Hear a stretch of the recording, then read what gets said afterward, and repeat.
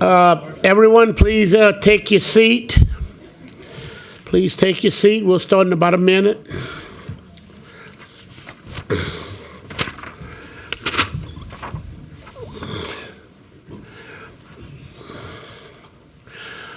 Thank you for coming. Please put your cell phone on silent while the meeting's and anyone's wishing to speak before this body, please submit a card. And with that, we're going to call to order in the Pledge of Allegiance. Please stand. I pledge allegiance to the flag of the United States of America and to the republic for which it stands, one nation, under God, indivisible, with liberty and justice for all. Okay, and Madam Secretary, could you call the roll, please? Chairman Dove. Present. Secretary Davidson. Present. Secretary Bosworth. Present. Mr. Tusa. Present. Mr. Beers. Mr. Alford. Here. President Jewell. Here. Mr. Gao. Mr. Jordan. Here. Mr. Bourgeois. Here. Mr. Hidalgo. Here. Mr. Carville. Here. Mr. Lane. Mr. Richard. Here. Mr. CPRA. Here. Mr. Romero. Here. President Hinckley. Here. Representative Zarang. Senator Henskins. Here. You have a quorum.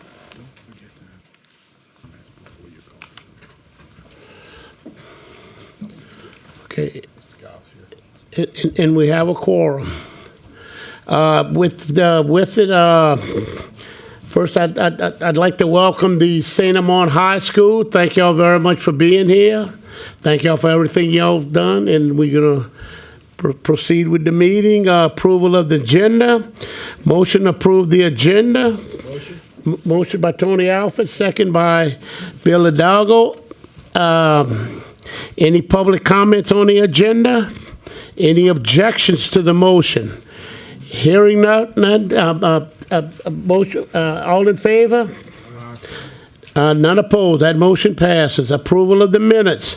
Motion to approve the minutes. So moved. Dwayne Bourgeois, Matt Jewell, second. Any comments on the approval of the minutes? Any comments? Seeing none. Any objections to the motion? All in favor? That motion moves forward. And with old business announcements, first of all, before we start the announcement, I'd like to announce the new members. And David Richard with Southwest from the Sabine Calcasieu area. We would like to welcome him. And Mr. Richard, would you like to say a few words? Sure. Glad to be here. Hope I can move the needle to help the coast. Appreciate being able to serve, and appreciate being welcomed by CPRA. Thank you. Okay. Okay, there's your mic right up there. Okay, and then second, a new member, Mr. Craig Romero from Central Louisiana, and with the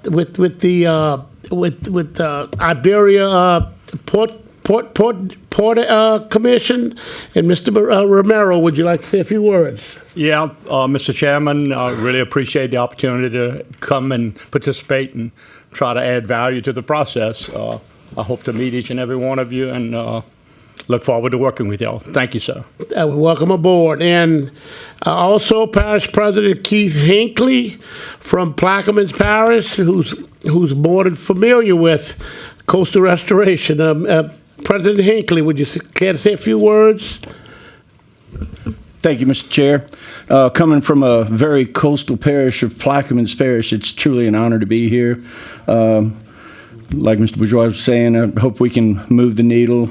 We have moved the needle quite a bit, especially in Plaquemines Parish here in the last 2 or 3 years that I've been involved with it. So again, it's an honor to be sitting here with you gentlemen, and I appreciate the opportunity to be on this board. Thank you. Well, welcome aboard. And also the third member who is not here today is Mr. Steven Segura.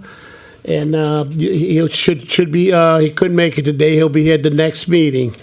So with that, any members having any old business announcements? Any members of the commission?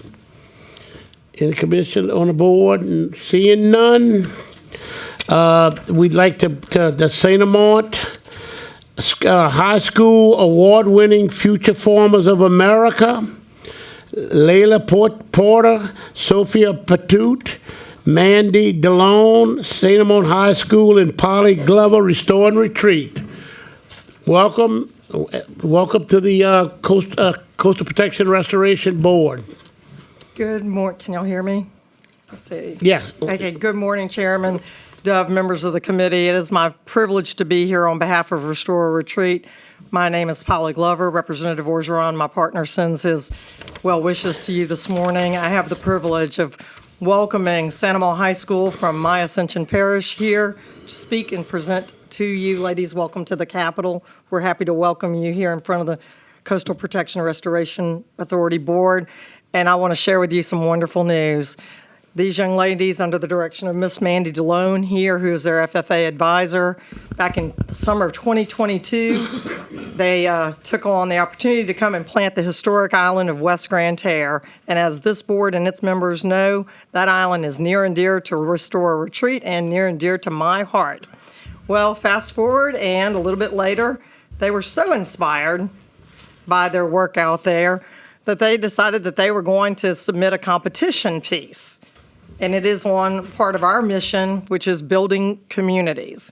So it is my privilege to welcome the national champions. They've just recently won, and they're going to present to you their Building Communities Coastal Restoration Heroes. Ladies, welcome. Thank you. Welcome, ladies. Thank you. Whether it's Red Valley, Minnesota, South Choctaw, Alabama, or St. Amant, Louisiana, most of our stories are similar. Small communities surrounded by agriculture, Friday night lights, and students who proudly wear the blue and gold of the FFA. While we all share these small town traditions, every place has something that makes it unique. Its food, its people, and even its geography. For us, it's all of these things. Good morning, I am Layla Porter. And I'm Sophia Patu. And as past officers, we are proud to represent a project established at our 2024 Summer Officer Retreat, Coastal Heroes.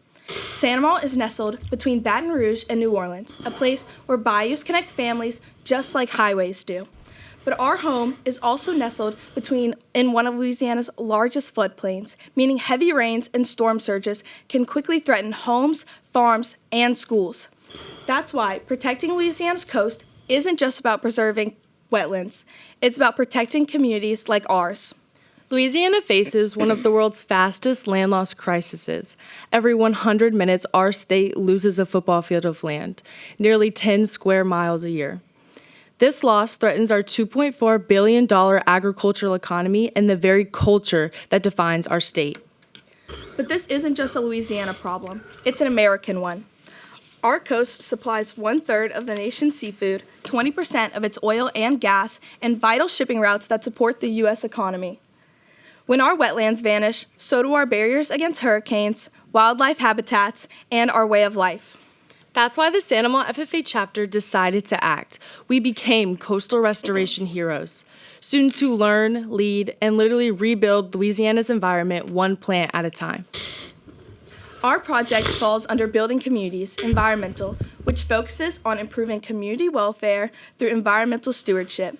We tied the standard directly to real-world action, studying, understanding, and combating erosion by working with one of Louisiana's leading restoration partners. The purpose of this activity was simple: give students hands-on conservation experience while building partnerships that promote environmental stewardship. We didn't just read about restoration. We helped restore our coast with our own hands. Louisiana's wetlands aren't just mud and marsh. They're life itself. They act as hurricane buffers, water filters, and nurseries for wetlands. Yet we've already lost more than 2,000 square miles in the past century. To build our foundation, members met with Mrs. Polly Glover, project coordinator for Restore or Retreat, one of Louisiana's top coastal nonprofits.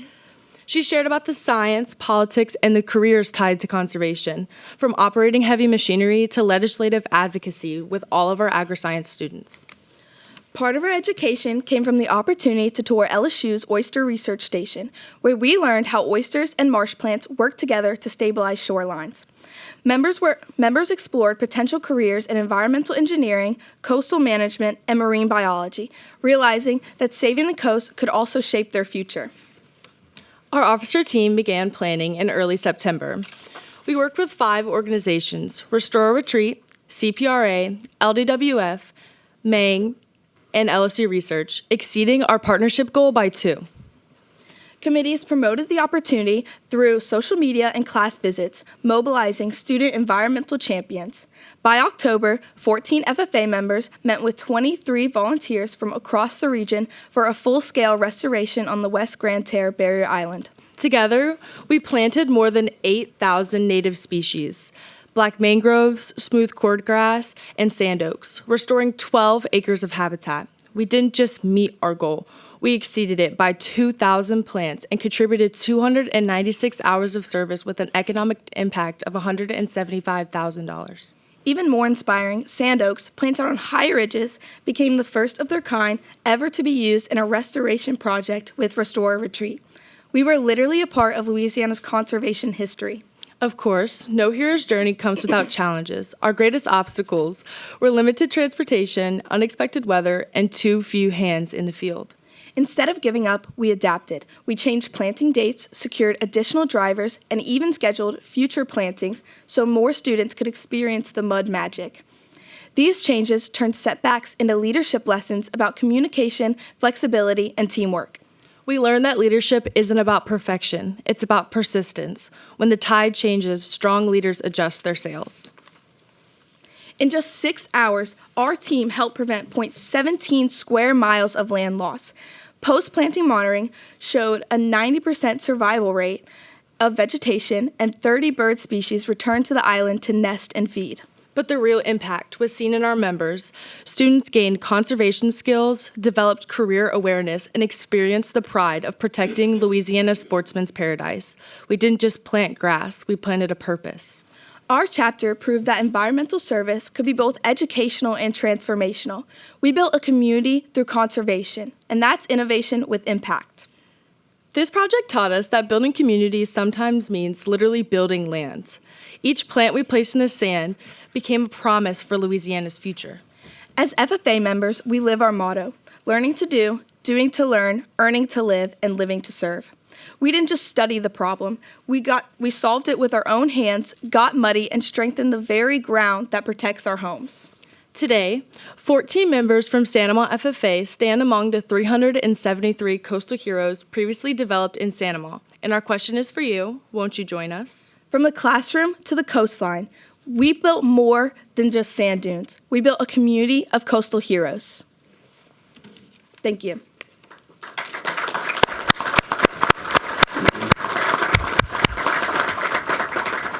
Well put. Members, any comments? Yep. Mr. Bourgeois. Yeah, this is awesome. I was talking to a few of you before. I spent 4 years in FFA, ornamental horticulture team, and parliamentary law, which is why I'm always leaning into Chairman Dove and saying we got to do this way. It's tremendous what you did, and I really appreciate your presentation today. It is just so FFA the way you did it. So that's awesome, and we thank y'all for being here. Thank you. Thank you. Mr. Alford. Thank you guys so much for at such a young age to be not only speak about it and learn about it, but to be active in this is fantastic. And I hope you guys can get a lot of other youngsters involved, because it's something that's very important to us living here, right? Yes. Thank y'all so much. Thank you. Yes, Mr. Boswell, Secretary Boswell. Thank you, Mr. Chairman. As an East Ascension High graduate, it's difficult for me to say, but congratulations on doing this. It's excellent to see students from the parish out doing coastal work. Congratulations. Thank you. Okay, and from the chair, thank y'all so much. You know, information is the best tool we've got, is to let people know. And it's everyone's coast, and it's up to us to take care of for the future of Louisiana and, of course, y'all future. So with that, thank y'all very much, and God bless y'all and everyone involved with it, and have a great day, and thank y'all very much. Great presentation, by the way. Thank you so Chairman, if I much. can, one more second to let me digress. We often hear so much negativity. These young ladies represent the future of Louisiana and all that is right. And I will also share with you that he didn't get thanked today, but Greg Grandy and I worked behind the scenes to present them with statistics and anything else that they needed technically. And on the day of the competition, we were back and forth. How many times, Greg? We were on pins and needles figuring it out. And again, girls, thank you. Well done. Beautiful. Thank you. Thank you so much. Merry Christmas, you all. We're going to head them over to the River Model and continue our day with them. And then they're going to exams this afternoon. And keep it up. Y'all jumped in with both feet. Please keep it up and let it bring other schools on board. Yes. Thank y'all very Thank much. you. Thank you so Merry much. Christmas.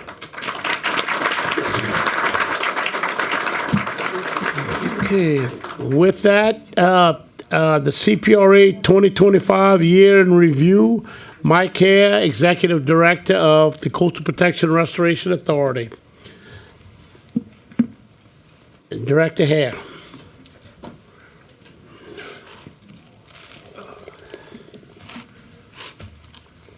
Good morning, Mr. Chairman. Good morning, members of the board, members of the community. What a tough act to follow. They will probably do a better job than I will, and I'm sure one day they will be sitting in this chair or in one of yours. As we try to summarize 2025, I don't think this presentation will be as brief as I pretend that it will be now, but it certainly is not as comprehensive to truly represent everything this agency's done over the past year. I do want to start by thanking the chairman, the governor, for their steadfast commitment to our agency, to the mission that we have, to this board, for your leadership. And also to Glenn Ledeas. He was the one that started this year off for us, to Clay Parker, who stepped in during an interim position. And for me, I got just the benefit of being able to step in at the second half of this year and really ride the momentum of what we were doing already. So as I get through this, please bear with me. We have several slides for you this morning. I think the best way to summarize this is a little bit of a replacement of that kind of scorecard that we show. But we had 12 new construction starts this year, totaling about $29 million worth of projects that are moving forward. And then another 12 projects that actually completed that represented $363 million in total value. Again, you see the statistics on the amount of material moved, the acres we restored, and the miles of levee we improved. But as you think about the financial side of this is really the cycle we're in of somewhere between $300 to $400 million worth of projects coming online every year, with about that many retiring and sort of going into the O&M phase. That's the pace we've been on for quite a while. That's the pace we're sustaining right now, and it's one that we're actively working to try to increase. So obviously, when we get around to the annual plan, you'll see an expression of capabilities that far exceeds this, and that's really a representation of our view of all the projects we have in line that we know we can move forward in some way. But this is really a good representation of really what's cycling on and off for us every year. So as we kind of go through a walk across the state, we'll start over in Southwest Louisiana. Obviously, a project many of y'all know a lot about, Rockefeller Refuge, and the shoreline protection projects that we've done there. The big highlight here is ME 41 is currently in design, looking to be able to move this project forward in the very near future to extend the rock breakwaters in this area. One of the things our Lafayette office has been able to do since the completion of the first project in 2020 and the subsequent projects that have come online is actually go out there and study the effects of the breakwaters to determine how effective have they been, how well have they done to prevent the coastal erosion that is happening in this area, and also what are they doing to create land or to support land creation. So we're seeing that these breakwaters, when used effectively in the right area, actually do help create land. That's going to be an important tool for us as we look for other opportunities such as this across the entire state. We talked about this at our last board meeting, the Calcasieu Sabine large-scale marsh creation project. The big note here is the largest Treasury grant awarded to anyone in the country at $122 million. This project overall is around $251 million. The first phase has gone out for bid. I believe we had a pre-bid meeting earlier last week. There's probably some site visits occurring now, and hopefully we'll be able to get those bids in early next year and get this project under construction. I think one of the most important factors when I think about this project is while the first two phases will ultimately create about 1,500 acres of marsh for us, there's certainly the ability to expand upon it. And I think that's going to continue to be a key feature of projects going forward is how do we not only set the foundation for a good project today, but then what can we leverage going forward and how can we find efficiencies and maximize those benefits? So this is not a one and done. This is actually something we can expand upon and one that for someone who spent a lot of time looking at Southwest Louisiana, as I smiled at Mr. Richard and Mr. Romero, excited to see this project go forward. And I know the governor's been very committed to making sure we have a truly coast-wide program. And I think this is going to be a signature project in that area. Oh, not to skip over too fast, although that would have been easy to do. Southwest Coastal Home Elevation Program. Kicked this project off with the Corps. It's kind of under a pilot right now where we're evaluating. I think it's up to 15 to 17 homes. Brian Lazina can probably correct me on that number. It's gotten off to a bit of a slow start. We've got 2 homes fully elevated. I think you'll see pictures here of one that is complete and a few more underway. This is something we're certainly committed to. At the end of the day, I think it is important for us to remember we cannot necessarily build the level of protection for every single community out there. And if we don't figure out alternative ways to keep these communities intact and to protect the tax base, to protect the economic engine of our parishes and our regions, then we're going to face a crisis probably in the mid-2030s and 2040s when homes are going to be uninsurable, or we're going to find that the repetitive loss sort of breaks the bank. And so home elevation, obviously for many in the southeast part of the state, has been a standard practice. This is something we're getting kicked off in Southwest Louisiana, and we have thousands more to do, and a good working relationship with the Corps on this project to help move it forward. Chenier TIG, just to kind of briefly touch on this project. Bid openings occurred back in November of this year. This is something we're doing in partnership with Vermilion Parish. Hopefully, we'll be able to mobilize in early part of next year and get this project completed in the first 6 months of the year. In North Vermilion Bay Shoreline Protection, again, this is a project that looks to help extend the north bank of Vermilion Bay, extend from the Boston Canal in both directions. This builds upon Phase 1 that was about 21,000 linear feet of breakwaters completed in 2024.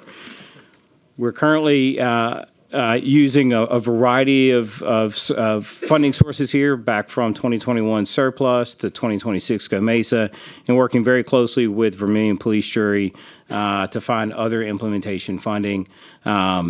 This is a project that will probably dovetail into other projects we'll do, as I'm looking at Mr. Romero, some other new starts we have around Vermilion Bay as well, and looking at a Vermilion Bay land bridge. So again, looking at all these projects, trying to make sure that they're working in concert with one another. And on White Lake, one that this board is certainly familiar with, and the interest from the governor, as he's expressed in our partnership with LDWF, to not only look at how do we protect this refuge, how do we support other activities that may bring private dollars in to support hunting and other recreational activities. But this is our opportunity right now to possibly go in and protect nearly 21 miles of shoreline across the GIWW, build 14 miles of Unit 2 levees, and about 16 miles of protection along the shoreline itself. This project is probably going to be in the upwards of about $250 million or more. And we're in the early stages of doing the environmental or engineering design on it. And we expect to have additional funds will be available through the 27 annual plan. Again, preliminary engineering and design has been kicked off on all 3 phases of this project. Appreciate the partnership with LDWF. I think as you see, as we go through this and we kind of walk across the state, we're going to continue to find projects where we're maximizing public lands and those partnerships we have with our state agencies to really maximize that public benefit. Sort of wrapping up, we talked about this at our last board meeting, Port Wonder. Part of this project was funded through the Louisiana TIG. It opened to the public in 2025. And again, I think it's a testament to the young ladies who were here before us, just that continued investment in outreach and engagement, early education, and making sure we're keeping the public aware of what is going on. I've said before to this board, if we do not sustain this level of outreach and touch to the future generation, we are 1 generation away from forgetting the value of that coast. We're 2 generations away from questioning why do we continue to make the investments we're making. And so when asked often, people say to me like, well, when are you going to be done? And I ask them, well, when's the decision going to be made that we don't want to live on the coast, or we don't want to have a thriving oil and gas industry, or a thriving agriculture industry, or petrochemical or industrial? So this is a forever commitment, and we need to make sure that for those of us who have sort of grown up in it, we don't forget about those future generations. And a facility like this continues to help spread that message. As we go to South Central Louisiana, we're looking at several sort of regional projects over there. One of these is the over in Iberia Parish. It's the mitigating for tidal backwater effects and maximizing inland stormwater storage. There's several components in this project. Let me see what the next slide is. Yeah, here's a more comprehensive picture of it, but we got 3 projects that are going to be moving forward. Little Valley Bayou, Stumpy Bayou, and Root and Real Road, sorry. All of these have construction dollars available to them or are moving forward. Again, this alignment here really shows more of a comprehensive view across all 3 parishes, and really a commitment to what regional protection is going to look like. Obviously in Vermilion, I think we're very much in the early stages of evaluating a potential alignment there. For Iberia, I think working with the parish and local consultants, they've got a much more defined alignment. Projects that are already going forward, and obviously in St. Mary, we've got a well-established system. But it's really making sure that we're tying all of these together and not forgetting that part of CPRA's really important mission is not only to focus on parish projects, but looking at regional solutions and making sure we're thinking about how to tie all of these assets together. Again, Marsh Island, another partnership with LDWF. This is one that's going to protect about, effectively working on about 71,000 acres of brackish and intermediate marsh. You know, the key features here, about 13 miles of shoreline protection across the eastern boundary, marsh creation and nourishment in the southeast quadrant, and then interior lake terracing to help reduce some of that wave energy. Again, great partnership with LDWF, moving these projects forward and looking at using all of the tools in our toolbox, not just one, but making sure we're thinking about everything that a region and a project may need for resiliency, for land creation, and for long-term stability. And then again, in St. Mary Parish, the lakeside flood protection. You see a picture here of several of the pump stations and things that have gone in. I think from a notable progress, we've got construction underway under Pump Station 4. Pump Station 9 is going to bid, should be going to bid this year, and we expect construction in early 2026. And then Pump Stations 6 and 8 are both in engineering and design. I'll stop very quickly, Mr. Hidalgo, if you wanted to add anything or. No, sir, that's correct. Actually, number 9 is going to go to bid on Friday, and we should receive bids by, I think, it looks like January to the 9th, and 6 and 8 will be firing up shortly. And actually, pump station number 4, there's 2 pumps being tested today. Fantastic. Okay. Yes, sir. Thank you. And finally, on Bayou Chene, this project was completed back in 2022. I think most notably for this year, back in April, it was the first high water closure of this 405-foot structure. The benefit of this project is it is protecting nearly 30,000 people, and I think it performed incredibly well. I remember in my very earliest days when I was working in a congressional delegation, the flooding that happened and having to go sink barges out here. And so to see a permanent structure here today that when put to the test functioned correctly and saved lives and saved homes in those communities is certainly a testament to the work of CPRA and our local partners. And then wrapping up, Bayou Pigeon Boat Launch. I think y'all have heard about us. We've mentioned this. It completed about a month ago. We've got a ribbon cutting coming up next Friday, December 19th. Again, this just goes back to sort of reiterating the multi-purpose or sort of the tiered approach that CPRA has of making sure we're also supporting recreation and other features out there that will get people into our marsh, into our environment, and make sure that they've got public access to it. So, again, a relatively small project in the grand scheme of things, but another important highlight of everything we're doing to think about sort of a coast-wide program and how do we keep that community involvement and keep the recreational components to it as well. Again, invite all of you to the ribbon cutting if you'd like to come out on the 19th. And then jumping over South Central, this is the river reintroduction of Bayou Lafourche and Pump Station. Again, very large projects for us. I think the main takeaways in 2025, the Pump Station foundation walls were poured, access bridge is underway. The cofferdams are about 65% complete. All underground discharge pipes are installed. And we've achieved about 62% completion on construction and anticipate that this will be completed by the end of December 2026 with a value of roughly $98 million. Again, another project that this committee probably needs no real background on, but Homeland Navigation Lock Complex. Very massive project for us, estimating in the low $400 million range as construction continues to move forward. I think the chairman told me yesterday that concrete was being poured out there. So again, just a major project for us, one that kind of all hands on deck in partnership with TLCD and the community. I'll defer to Mr. Alford if there's any other updates on this one, but Things are coming along really well. You know, we're CPRA is working great with us, and of course, everything's coming along well. Hopefully, I think we have a timeline of about 2 years left on this thing, but it's going to make a huge difference in the entire system. And of course, you know, we're continuing to build other sections of this Yes. thing. We hadn't got rid of our playbook, and a lot of good things going on. So thank you.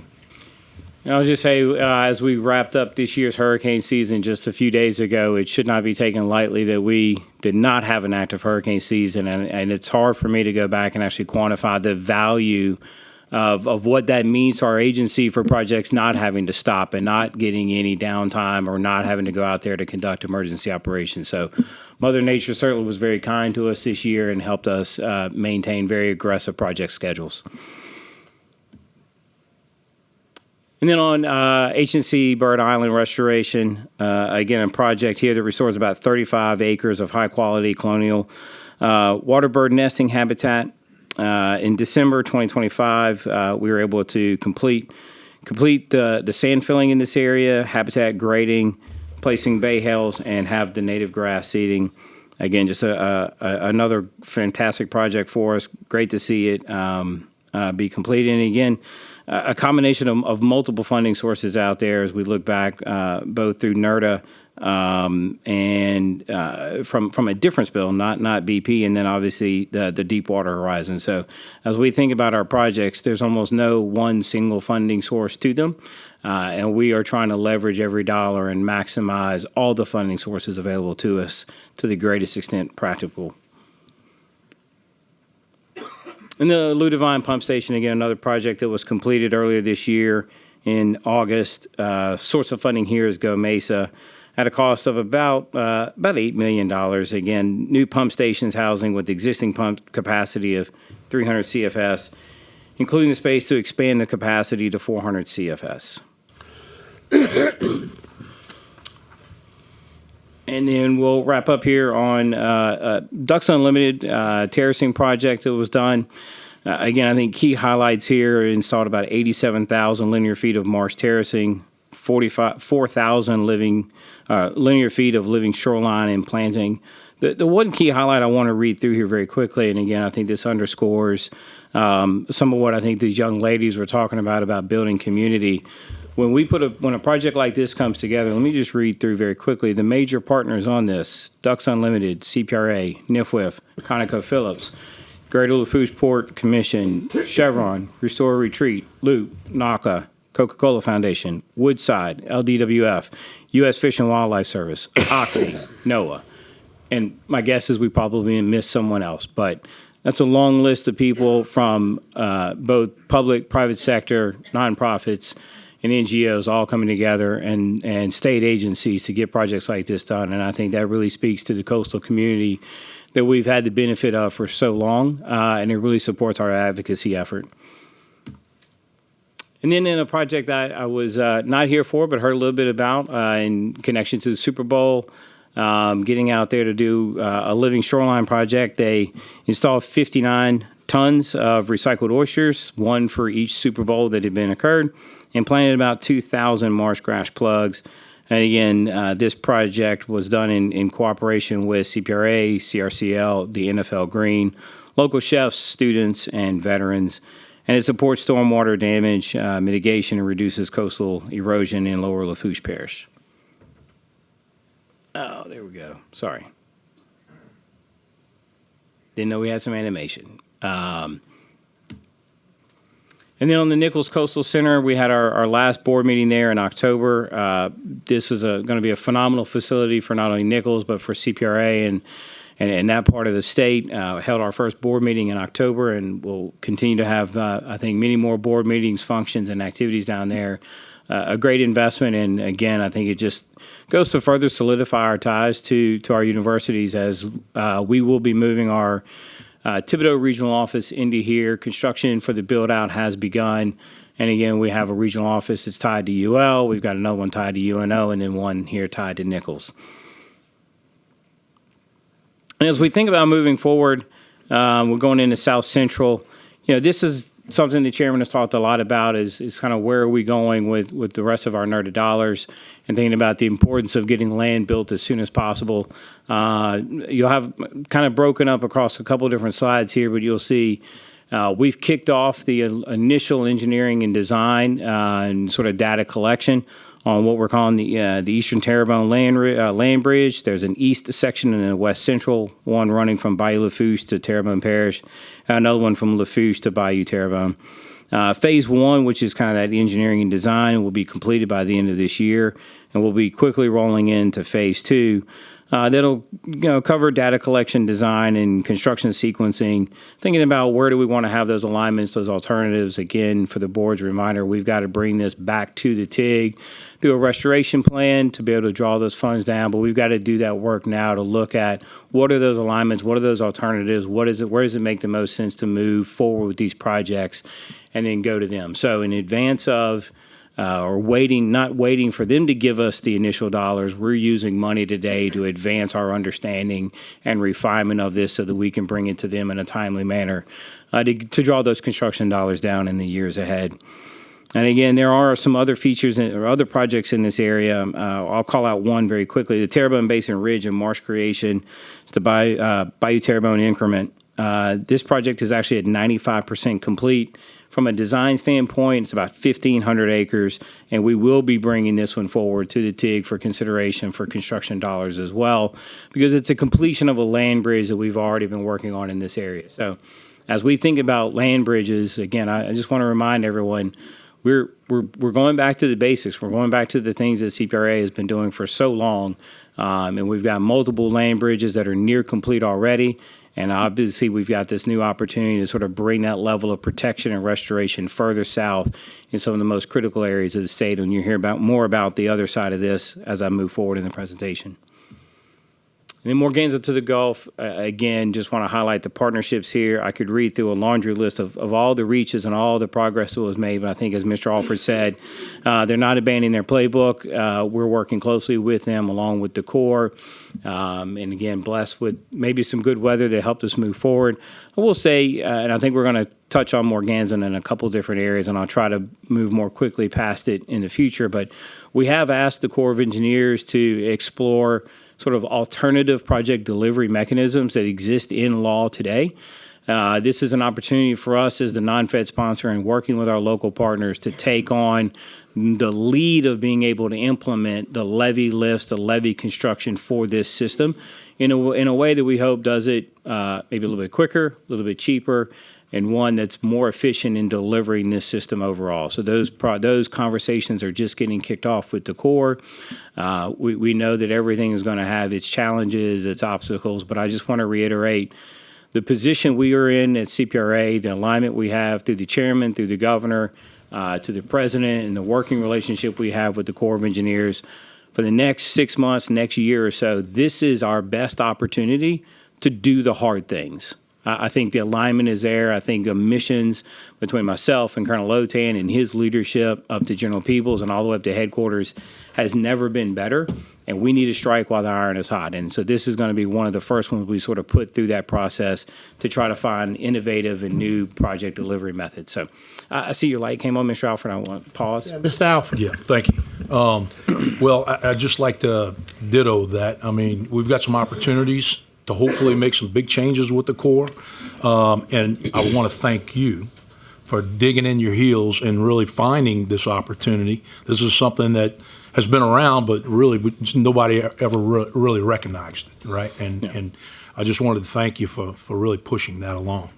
So we've got a lot of great opportunities. Hopefully, I hate to get real excited about the Corps, but hopefully we've got some changes coming, right? Absolutely. Well, I will remain eternally optimistic. And I had a brief sidebar conversation with Colonel Otan at ALBL, and he just sort of joked with me that he was going to start titling all of his future meetings "Get to Yes."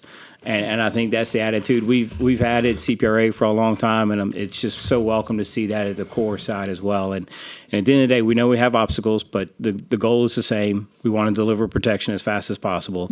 Let's figure out the tools and the statutes that are available to us to do us most efficiently. And moving on, Southeast Louisiana. We've got this Lake Pontchartrain Shoreline Protection Project, again, Parish-led project. Anticipated completion will be sometime fall of 2026. Again, this is a parish-led project through Go Mesa bonded fund money. The whole purpose here is to increase flood risk to residents, businesses, and major infrastructure in the area. This is an area that has seen certainly about 10 feet of shoreline erosion since 1915. So again, looking at areas where we know we've got the problem, we've got the tool set to go out there and address it, and trying to get there as quickly as possible. On Tangent, going over to Lee's Landing, this is another about $850,000 project, relatively small comparison to a lot of what we do, but it goes back and highlights the value of our parish matching program. This restores through hydrologic means about 2,000 acres of wetlands south of Lee's Landing. Did it through the process of gapping several spoil banks and redirecting sheet flow into degraded swamp and to rebalance the hydrology. Again, want to just continue to stress that projects that could be under $1 million still have tremendous value. Those parish matching programs are something we picked up after the restore dollars are over, so we've committed Go Mesa funds to it, and thank the parishes out there who are continuing to send projects to us so that we can do projects like this. And then LaBranch Shoreline Protection Project, again, about 13,000 feet of Lake Pontchartrain shoreline being protected through the use of breakwaters. This is a $24 million project that was completed earlier this year in August of 2025. Strengthens the shoreline resiliency and supports nearby wetlands, and advances St. Charles Parish coastal master plan goals and delivers long-term community and ecosystem protection.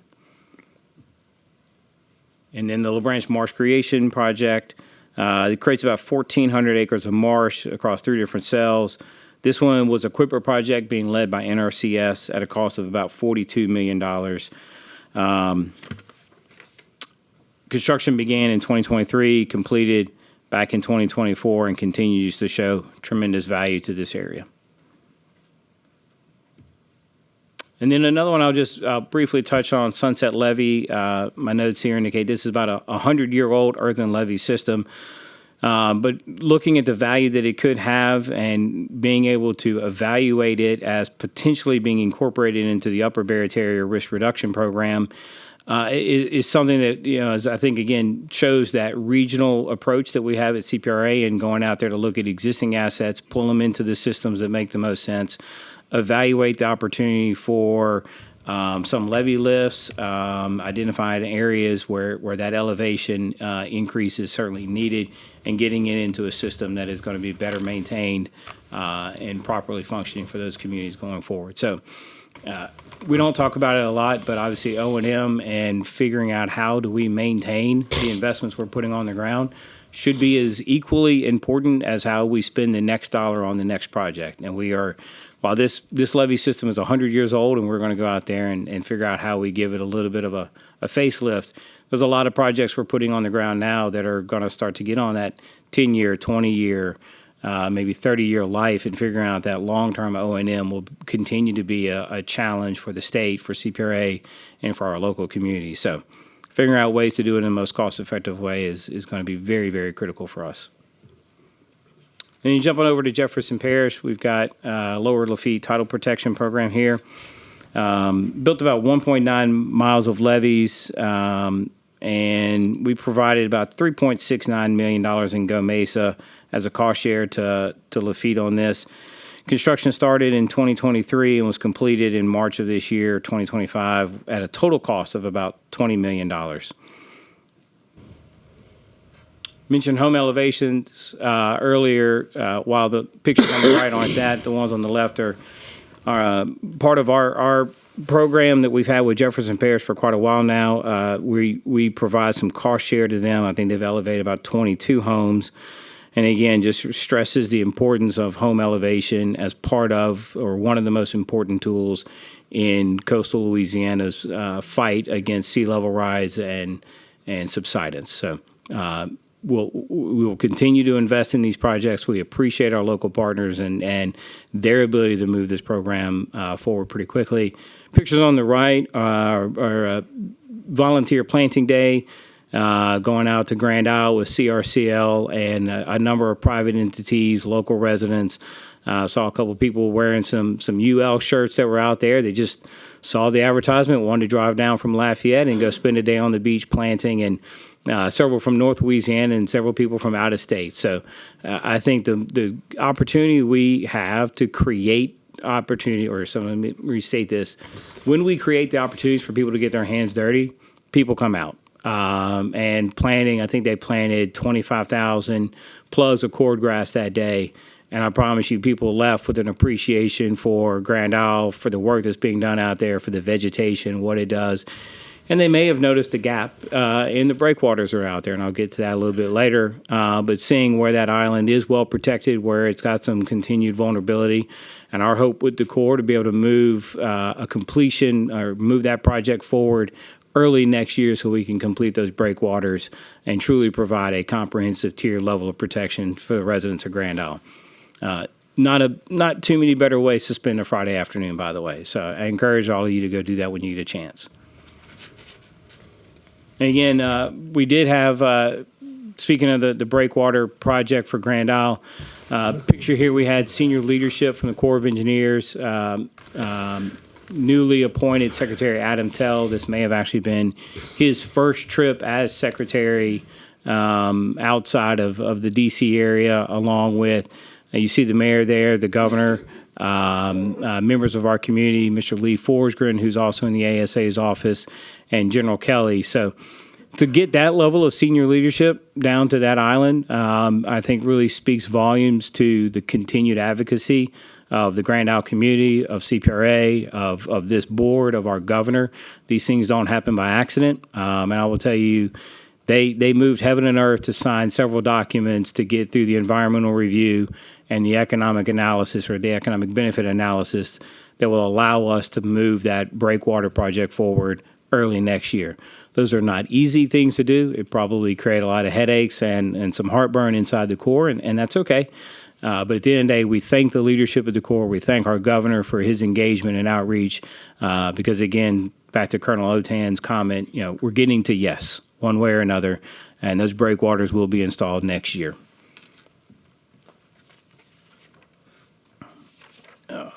Sorry.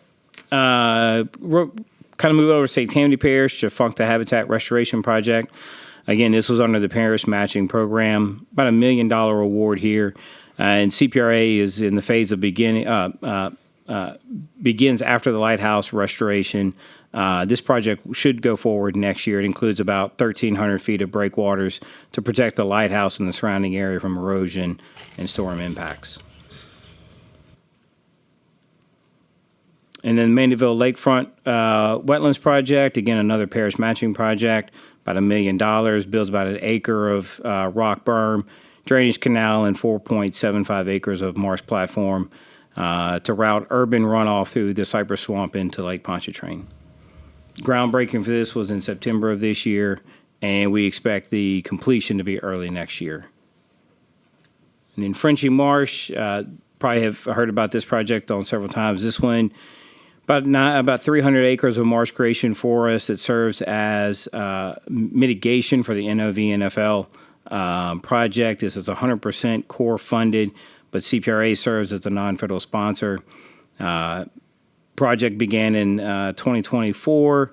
The completion of dike construction of about 21,000 linear feet, and dredging was scheduled for April to move about 2.1 million cubic yards into it.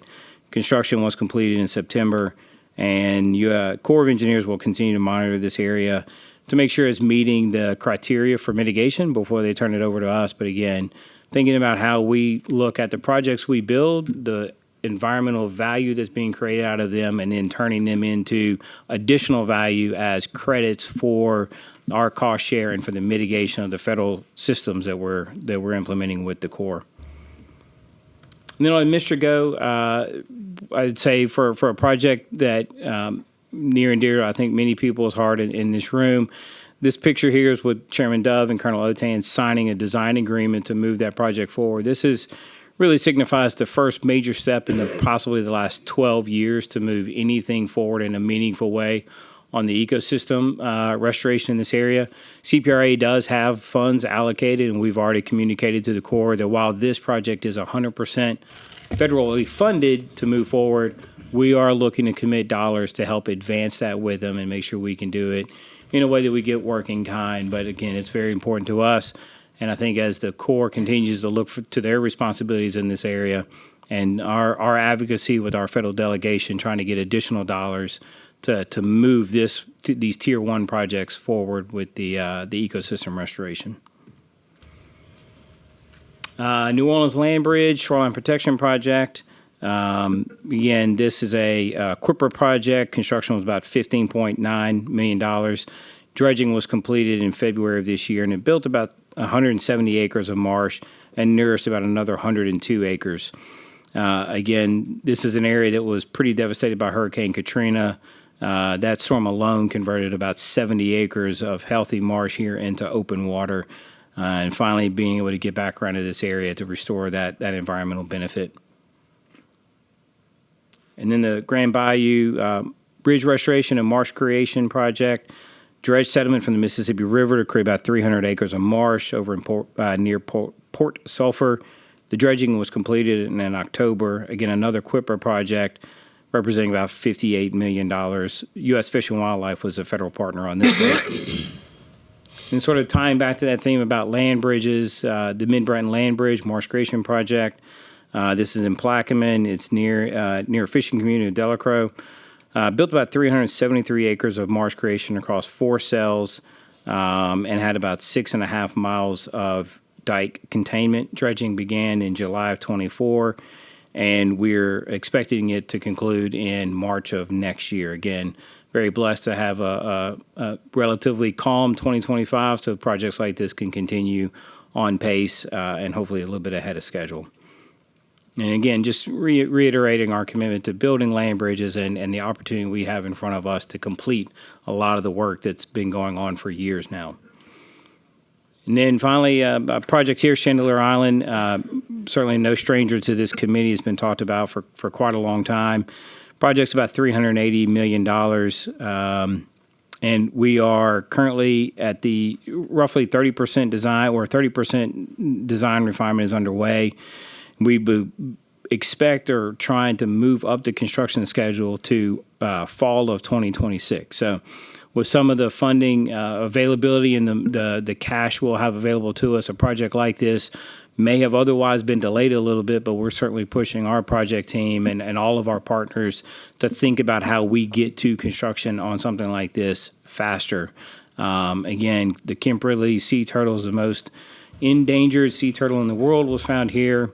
And again, I think this may be a picture from when Secretary Bosworth and I were out there.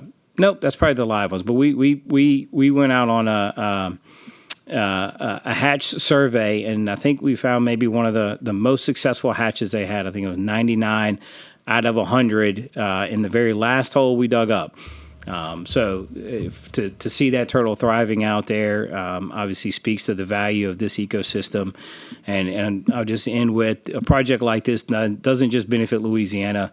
I think as we were petitioning the TIG and other federal partners for support here, I think Mississippi saw great value in it and certainly advocated for funding to this project. So again, we can't underestimate the projects we do often or sometimes may have impact and value that exceed our state borders. And I do appreciate Secretary Bosworth's transportation down there. That was a pleasant way to get there. And then I think this was last week. It was a cold morning for us. We did the ribbon cutting on Lake Bourne.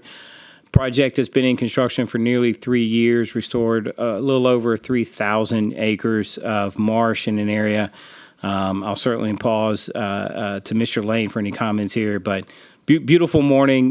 Glad that the whole community came out, but just an incredible project and wonderful local partners with DDG and Mike Hooks and others that I think it was commented that when you're doing a project for 3 years, those companies become a part of your local community. They live there. They're down there. I think one of them may even be a resident and have voted.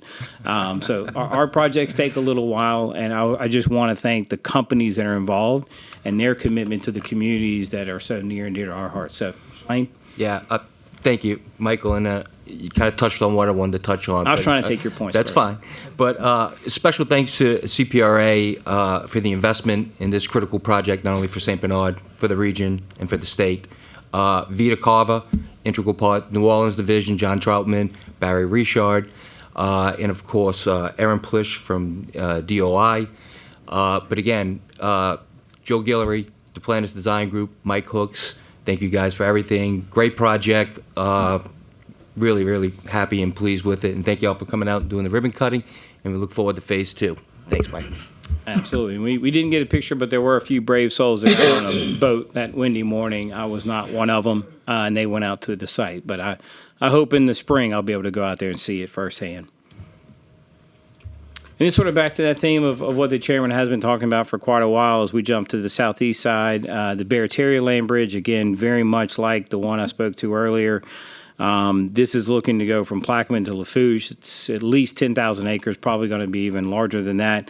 Again, we're in this phase 1 here in 2025 where we're looking for conceptual alignment alternatives. We're looking for near-term cells that can be implemented and really trying to find synergies with ongoing projects, areas of need, borrow source, pipeline infrastructure, you name it. We've got an obstacle or an opportunity out here that we can capitalize on. So we're hoping to have some further alignments that we can show to the board here in the very near future. And again, we're prepping ourselves for taking this before NERDA and to the TIG for their consideration on funding for construction. But again, not waiting on that process to use our money now to really put the best possible project forward for their consideration here in the very near term. And I think across all of those land bridges, we're looking at years and years of work, but I'll say we have a commitment and a desire here to see in the next 24 months areas that are fully permitted, that cells are being constructed. We want to turn dirt.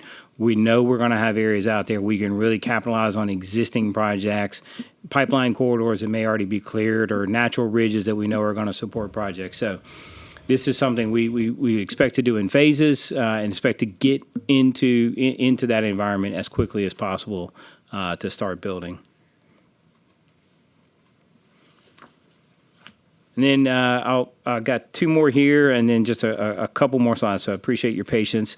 On the Maurepas Swamp Diversion Project, again, this is one where we're looking to find those synergies. Not only a part of this project going to serve as the guidelines for the West Shore levee system itself, but also the you see here the mitigation area indicated there, MSA2.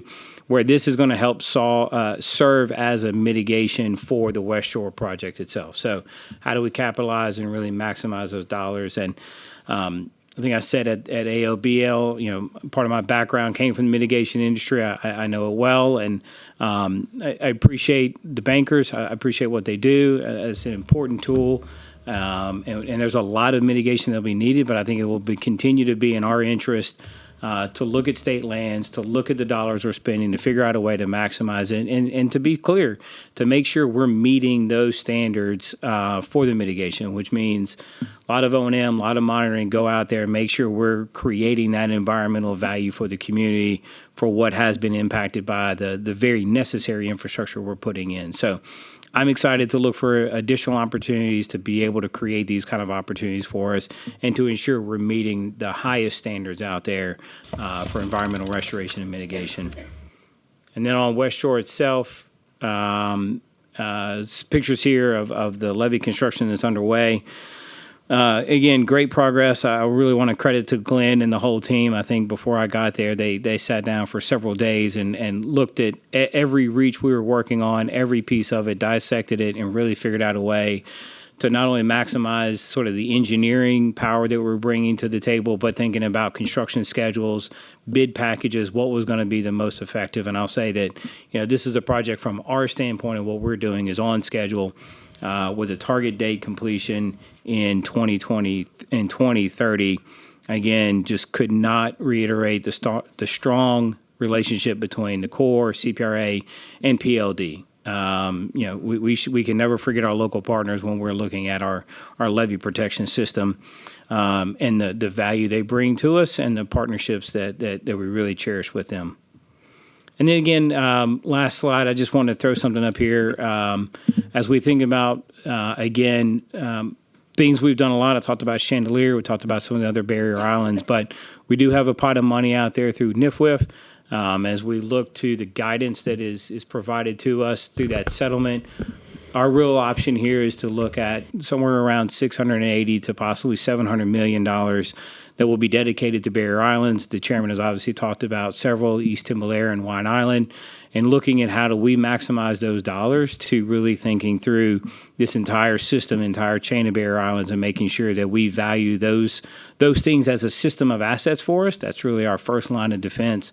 And I think if I had any real theme to think about, where are we taking our dollars and spending it? I'll say we're taking the fight as close to the coast as we possibly can, through the completion of barrier islands, through land bridges further south, and then just that redoubling of our efforts on those levee protection systems that are so important to those communities. So with that, I'm going to turn very quickly to just a couple coastwide initiatives. I just want to bring up, I think this one here is on oh, man. Yeah. Oh, this is just showing. Sorry, I'll buzz through this very quickly. So, just a whole host of projects. Again, I know my presentation was long, but it certainly did not do justice to all of the projects across the coast. You'll see here just the dots highlighting each phase of all the different projects we've got going on. Again, here one in planning and design, projects in construction, and then ones that are in O&M. And again, I'll go back to that O&M. This is going to continue to be a growing burden for us, and looking for those partnerships with state agencies and with our local partners to make sure we are maintaining the value of the investments we have been making for nearly 2 decades in our coast. Let's see here. We got the Louisiana, we talked a little bit about our outreach and engagement. The picture from the River Study Center here, I think over the past year, about 7,000 visitors went through this center everywhere, every group from school tours to our First Free Sundays to diplomatic tours, federal and state legislators, and visiting scientists, university, faculty, staff, and more. Again, just want to reiterate, when we make investments in things like this, people come out and it truly tells our story. And it's one that is going to be a never-ending level of commitment and investment in our coast. I appreciate our outreach and engagement team, their weekends that they spend making sure that events like this go off without a hitch. I think overall, we've engaged in about 100 events this year, including meetings, community conversations, tailoring events all across the coast. Just more pictures of some of our outreach and engagement. Coastal Day this year, certainly appreciate that partnership we have with Coast Builders Coalition. This was held back on May of last year, something we've been doing for quite a long time, and looking forward to the one in 2026. And again, to see a picture of the outgoing Colonel Jones there with Chairman Dove and Mr. Alford. State of the Coast, obviously held every 2 years. I think we had over 40 participants from CPRA there and presenting on multiple panels. Again, just continuing that community conversation. And then I guess I'll welcome myself, but I'll also welcome Colonel Otan. Appreciate sort of the timing that both of us sort of got to be in our seats and that partnership and that journey I think we'll have for the next 3 years. Again, it's been a real pleasure working with him and his leadership, and I'm very much looking forward to the next 2.5 years with the Colonel. And then on CRIMS, I think the thing I'd want to highlight here is I think this is the 20th year anniversary of it, about 389 sites across the entire coast. It is, I think, the world's largest coastal monitoring system. If it's not, I don't really care to be corrected. It's going to be the largest.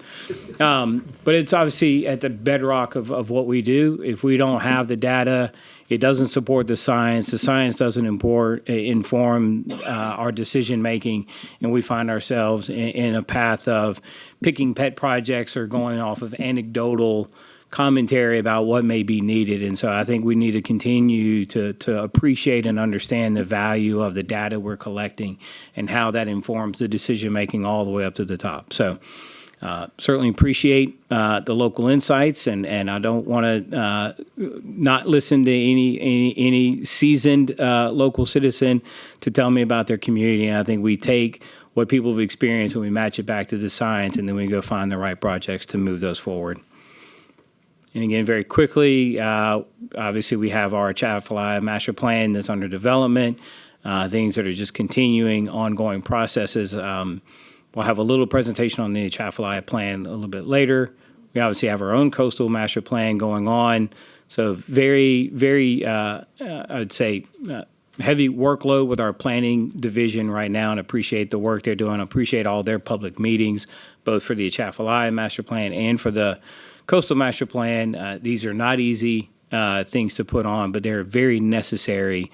Again, when we start going to Washington, when we start talking to national leaders, the foundation that is created through our master planning process truly is the bedrock of what we do at CPRA. We've got to protect that. We've got to continue to invest in it. And again, this isn't a study for the sake of a study. This isn't science to just try to figure out what we need to do, but it is continuing to update what are the current conditions? What has the environment done to us, right? We have a baseline condition that may be set 1 year, and then hurricanes come along and they change things, and we don't get to capture those. So being able to, and I appreciate the wisdom of the legislature to tell us to do this every 6 years, we're just getting a constant refresh of what is happening on our coast, where are the true threats, how well are the projects doing that we've already put in, and where do we need to invest that next dollar. So again, this is a continued effort. This is a forever level of evaluation. Again, not for the sake of a study to sit on a shelf and get dusty, but one that will continue to inform daily decision making, and one that will continue to be updated with best science and best data of what is actually being delivered to us by Mother Nature. So with that, I think I'm very close to the end. We'll talk a little bit about the annual plan in my next multi-hour presentation. I do think the next one is a little shorter, but this has been a busy year for us, and I appreciate your patience as we get through it. One last thing I wanted to touch on, just a little bit on the O&M and some of the monitoring. Again, I mentioned that CRIMS is at its 20-year anniversary. But something a lot of people may not think much about is we are not a regulator. I don't want to be a regulator, and please don't ever think of us as that. But we do have a responsibility to work with our regulatory agencies and issue letters of no objection.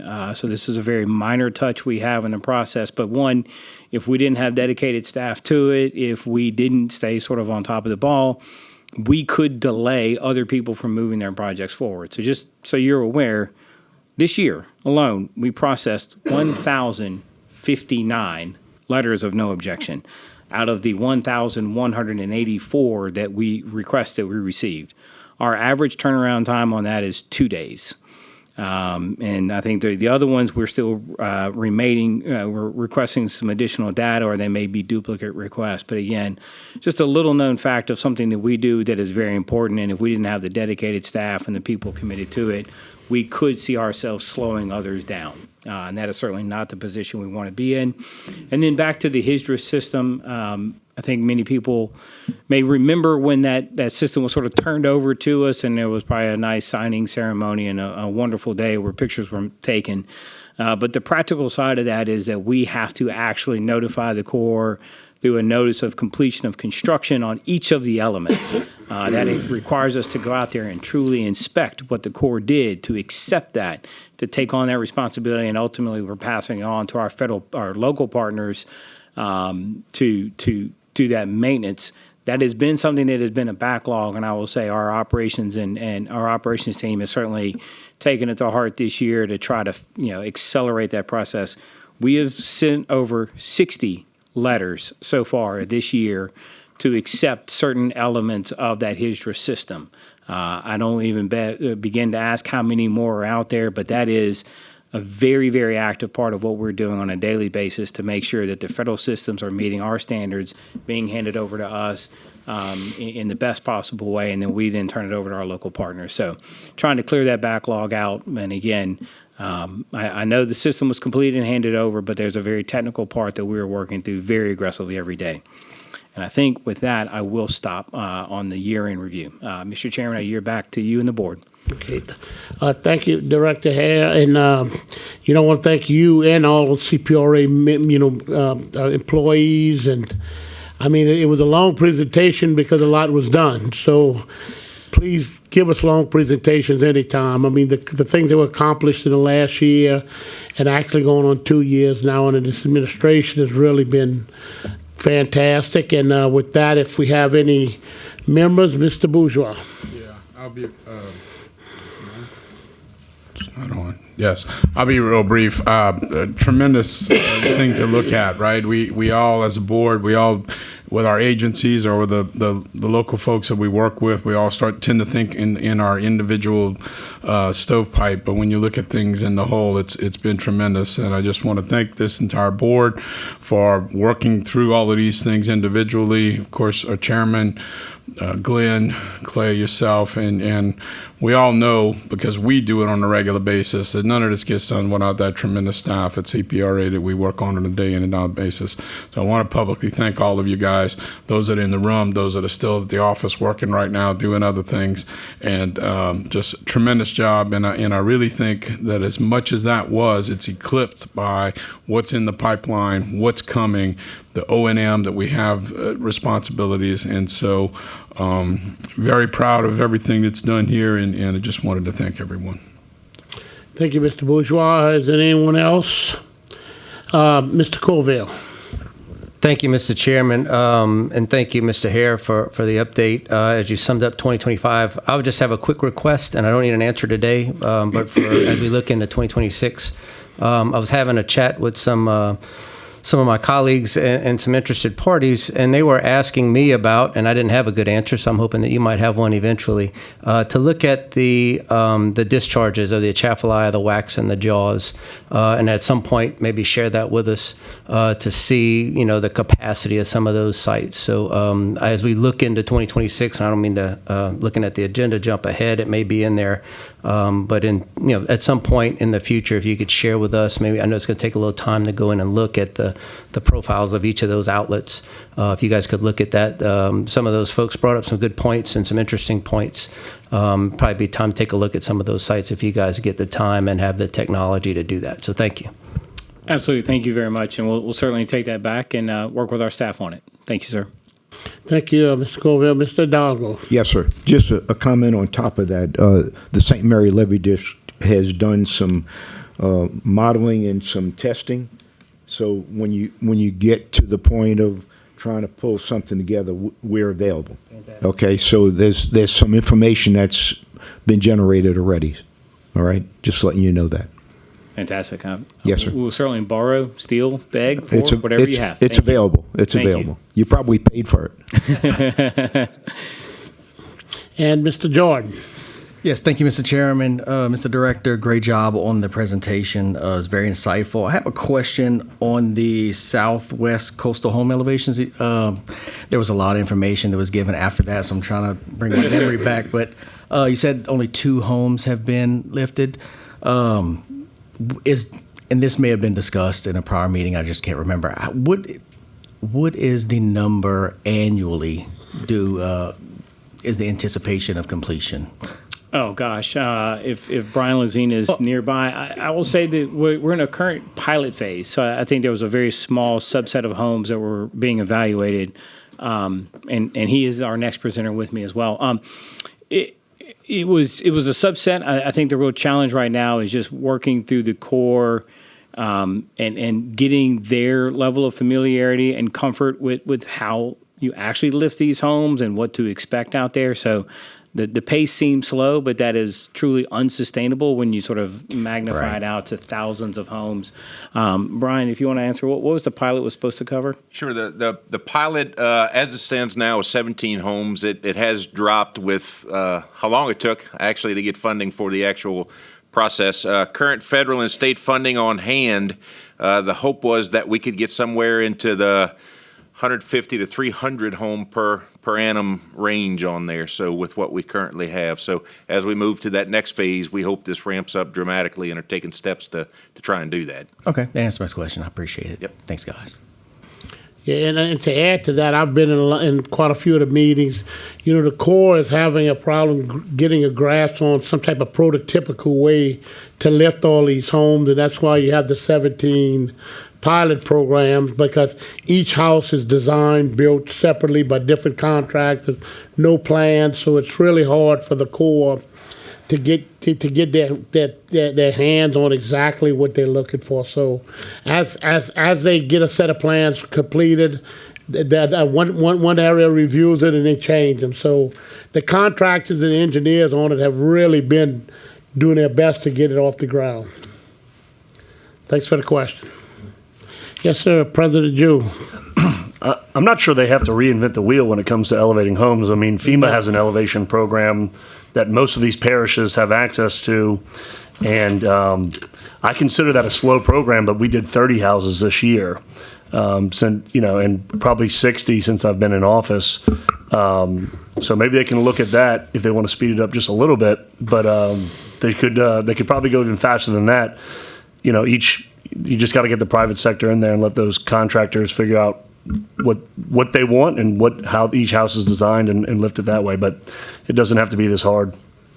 No, I appreciate the comment. I think the Colonel would echo your comments. I'll say that we always have to think about the partner we're dealing with and the rules and sort of the culture under which they're operating, and figuring out how we sort of take best practices from other industries, from other state agencies, from other local governments, and bring those into something that is going to be workable for a federal agency and a state partner such as ourselves. So again, the problem is not going away. The money is there, and we know it has to be done. We just need to get at a faster pace, and one that can be comfortable for the governmental agencies that are involved, and one that has the appropriate risk and flexibility passed on to the private sector. So we will get there. Yeah, and you're correct. I mean, in Terrebonne Parish, we've lifted hundreds and hundreds of homes. It's just, you say reinvent the wheel, it's to reinvent the core wheel. So they're going to do it their way, and so we are working diligently trying to get those homes lifted. With that, Mr. Kaya. A very quick question. I'm very familiar with the home elevation project. My home was raised about 7 years ago at the cost of $330,000. I'm just wondering whether or not there is a mechanism in place for us to oversee the costs of elevating these homes.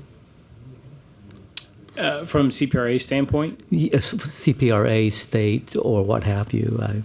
Because the cost of raising these homes might be equivalent to the cost of the house itself. Mm-hmm. So I'm wondering whether or not it's cost effective just for us to buy out these houses.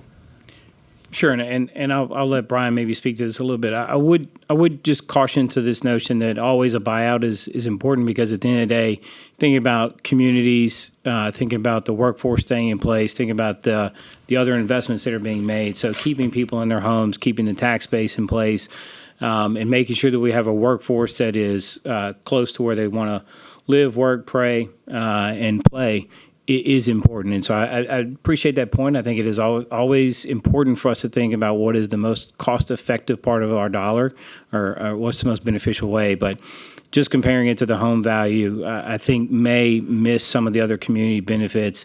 And keep, again, I don't think anyone wants to abandon our coast, and we have a working coast that requires a very healthy workforce and strong communities to be there. So we got to find that balance. But I think speed and cost effectiveness should always be at the forefront of our decision making.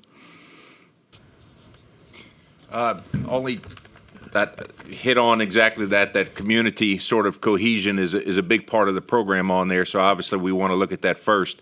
Echoing President Jules' comments, the closer we can get to how we do things now, we've all been doing for hundreds of years here in Louisiana, will help that process.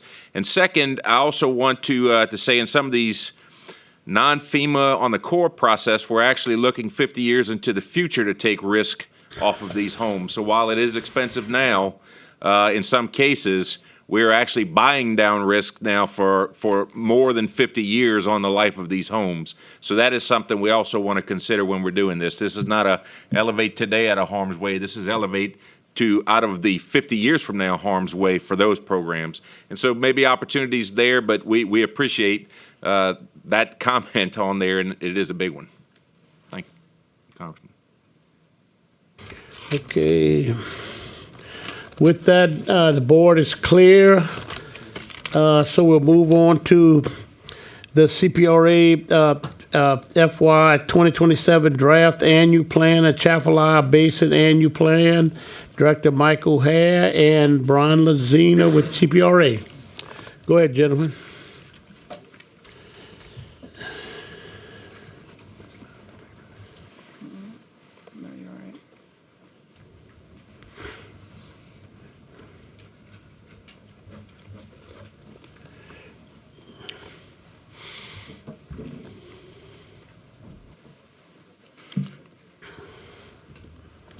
All right, again, thank you, Mr. Chairman, members of the board. I am joined by Brian Lazina and Joe Weibel. Certainly we'll be able to answer questions as we go through this. Again, I just want to start very quickly by mentioning, obviously, we're following a very prescriptive public process here. I want to make sure that we highlight multiple times through this meeting. We'll be doing it over the coming months. For the public to comment, please send your emails to coastal@la.gov. Again, online, you can go through and see the comment portal. I think it's either open now or will be shortly after the board meeting today. And then you obviously have the opportunity to submit it by writing. And then we'll have in-person meetings and a virtual meeting. I want to highlight all comments need to be received by February 17th. Again, we're under a timeline to meet our objectives or our goals for the legislature. As we speak about the timeline here, again, here we are today with presenting this to the board. Public comment will close on February 17th. We'll have our annual plan presented to the board on March 18th, and then we'll transmit it to the legislature. Again, I would like to highlight the meetings, January 6th in Thibodaux, January 8th in Jefferson, January 12th in Abbeville, and then on January 15th, a virtual webinar. Again, really encourage the public to take a look at the draft that's out there, review it. And again, the public by means of everybody, police, state agencies, our local parish governments, levy boards, everyone, please start to review this, participate in these public meetings, and submit your comments to us. We appreciate that iterative process with you. Again, just kind of a snapshot of where we are right now and projected revenue. Obviously, I spoke a little bit about the funding sources in the annual review, but again, going through GOMESA, NERDA, and NIFWA, nothing here is new or a surprise to the board and continues to be at a very healthy financial level for us. Again, these are dollars that have been kind of a long staple of our program. And we're going to be expressing about a $1.2 billion. I want to go back and kind of really try to phrase this correctly as a capacity for what we know we can execute. Is every single project going to be executed in this given year? Possibly not. Are some things going to slip a little bit in schedule? Potentially. Are a number of projects in here banking money because we need to make sure we have all the cash available when we want to go to bid? Absolutely. And I'll look to President Jewell and I think about the dissolvent floodgate. We've obviously been making multiple years of GOMESA commitments to this project. It'll be $90 to $100 million ultimately when it goes to construction for those floodgates. But we've been building that up so that those dollars are represented here, even if we're not able, we hope we are able to move some of that forward in construction this year. But if it doesn't really represent a slippage in anything. It's really more about when are we going to get to the right time to be able to move elements of those projects forward. So again, I think this is a very consistent, robust projection of what our real capability is. And I remind the board to go back and think back to maybe that first slide I showed of how many projects are coming to completion in a year, how many new ones are getting started. That's really the range of what we're able to push in and out the door on a given year, but we want to make sure we have a fulsome expression of our capabilities so that we can move on any of these projects at any moment in time or bank them as we are for projects like Morganza, for dissolvent floodgate, and for others. Again, here's a 3-year projection. Again, I would not read too much past where we are in 2027. 28. Last year's annual plan had a full allocation on the GOMESA side there, so it's pretty high.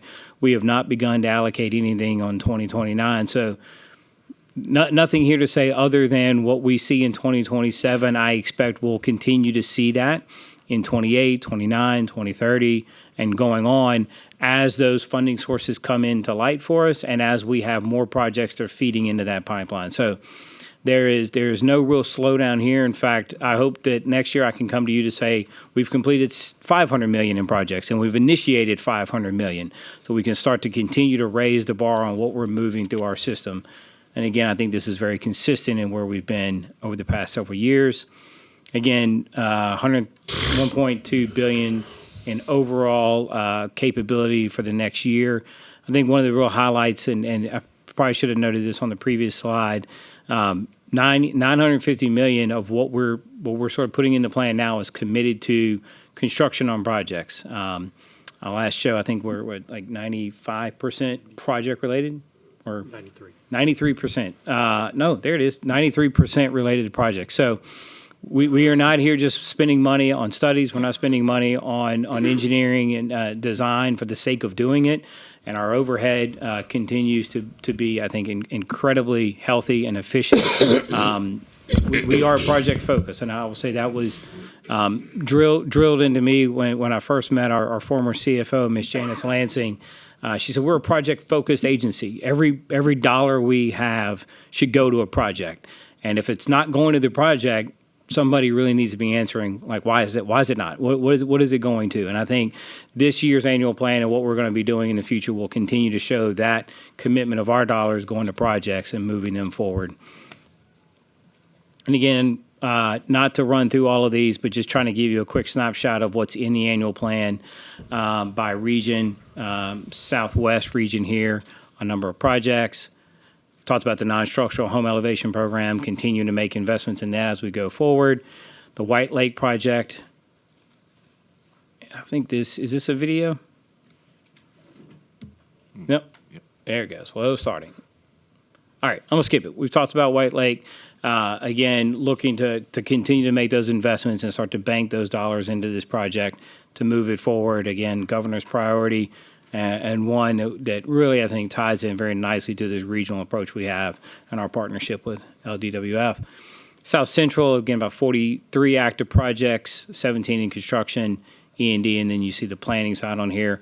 Morganza to the Gulf, Homa Nav will continue to be standouts of very large-scale projects for us in this area. Again, got the Morganza to the Gulf levee improvement, just a snapshot of progress being made here. The Homa Nav channel, talked a little bit about that in our annual update.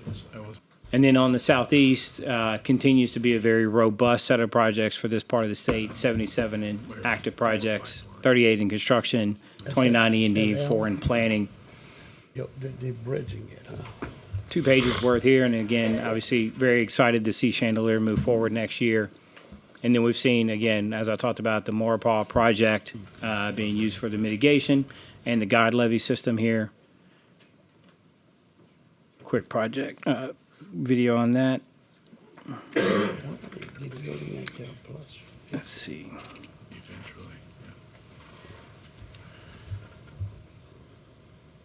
I think we'll go ahead again. Same picture. It's the only one we got from that day. But we've got an expression of commitment in our annual plan on moving Mr. Ecosystem Restoration forward this year. And then on Grand Isle, I think we've got the picture here of where the breakwaters are missing. Again, we've got a $20 million commitment in our annual plan to match the Corps' current funding. We are very hopeful with the designs that our team has been working on. The analysis that we've done in partnership with the Corps, we think we can actually find some efficiencies and possibly be able to lower that project cost and be able to move it forward, not only very quickly, but under the Corps' estimated $65 million budget right now. But again, we have to make sure that our money is in our plan, that it's approved by this board and by the legislature so that if the Corps does need it, we're there and we've got that capacity to be able to match to that project to make sure that it gets done in a complete way and on time. But we're very hopeful we'll be able to find some cost savings in that as we move forward. And again, we talked a lot about land bridges, I think over several board meetings now. Our Chief of Engineering, Rudy Semino, gave a great presentation at the October board meeting. But I think if you look through this year's annual plan, you'll see a number of them moving forward in E&D. You'll see a number of them that we're going to be slating for completion. This has been something that has been sort of a tried and true practice for us and something we're going to be doubling down on in the years ahead. And then just a quick snapshot on the Atchafalaya Basin. I'll turn it over to Brian. Thank you, Chairman. Director, everybody, good to see so many faces. We had a picture of this already. On your left is the Bayou Pigeon boat ramp, which has been completed. Just want to highlight this as one of those really important projects you may not hear a lot about, but the locals are very aware of, as well as our local economy and national economy here. So this is a $2 million renovation of this particular boat ramp. We added lanes. We added a lot of different features to make this usable across different river levels. But that $2 million pales in comparison to the number of alligators, the number of sacks of crawfish, hopefully the number of licensed fishermen and hunters that utilize this facility here, one of the largest in the Atchafalaya Basin, really one of the gateways on the western side of the basin, or the eastern side of the basin, this particular area. So we're really proud of that. As Director Harris said, we'll have that ribbon cutting this Friday. So some of the other projects in the Atchafalaya Basin Annual Plan, you won't see really new projects on here, as I've discussed with the board. Jump to the last bullet. We are actually going through a state Atchafalaya Master Plan, Basin Master Plan, very robust. Many of you or your staff are serving. We appreciate that to advise this plan. And before we got too ahead of that, we wanted to make sure that we're using all of the information we collect, all of the good public input we receive to add projects to this list. So what we're really doing is concentrating on what can we do with the projects on these lists to get those going, and especially the ones you see at the top. Grimmett Canal improvements, dredging Bayou Pigeon, we're in the early stages of those, as well as Point Capee water flow improvements, and looking how to have some depth restoration in Murphy Lake. Incredibly important to keep habitat in these areas as we see sedimentation on there. I will say these are not super large projects in the grand scheme of things, but the impact of these projects is very large. So a couple guys in a marsh buggy and an excavator here can get this water flowing, so you have habitat created, you have flood control or some flood relief in some cases restored, and then access as well on there. So these are opportunities that we have a little bit outside of our wheelhouse, but really within the opportunity that we can to use synergy with these projects. So that's the ones that we're really focusing on right now, and we'll be with you in the future actually to talk a little bit more about the Atchafalaya Basin Master Plan. I would also say, like to echo, which many have personally, thank you to not only the board here for this, but to the staff, Team Coastal at CPRA. You all represent individuals, you all know here that we spend more time with our team than our family and friends on there. And I can tell you most of the people at the agency spend that much more time with members of the public, making sure that we're out there getting input from the locals, from the experts that are in the area out there. And that's go where the people are and go there at night so they don't have to take time off of work to do those things. So I just wanted to thank you for the time and make that personal comment on behalf of the team and you and your staff as well. Thank you. Thank you, Brian.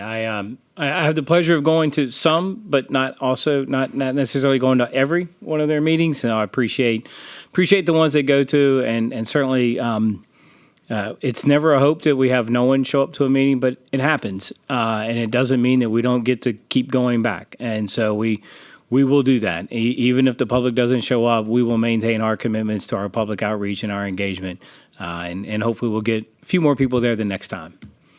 Again, just feeding into the public outreach and engagement for the annual plan itself. We'll continue to publicize these on our website through social media outlets, and obviously I would encourage your agencies to please take a look at this, and when you're in the area, when in your area, please join us. Again, these are going to be very valuable points of engagement for us. Again, each one of these is meant to be a little bit more in depth to that region, so we'll talk about all the projects that are in that area. We'll have presentation materials and certainly welcome the public's feedback on that. And again, got 3 in person and then 1 there virtually. And again, I'll go back and remind everyone from a public comment standpoint, please send it to coastal@la.gov.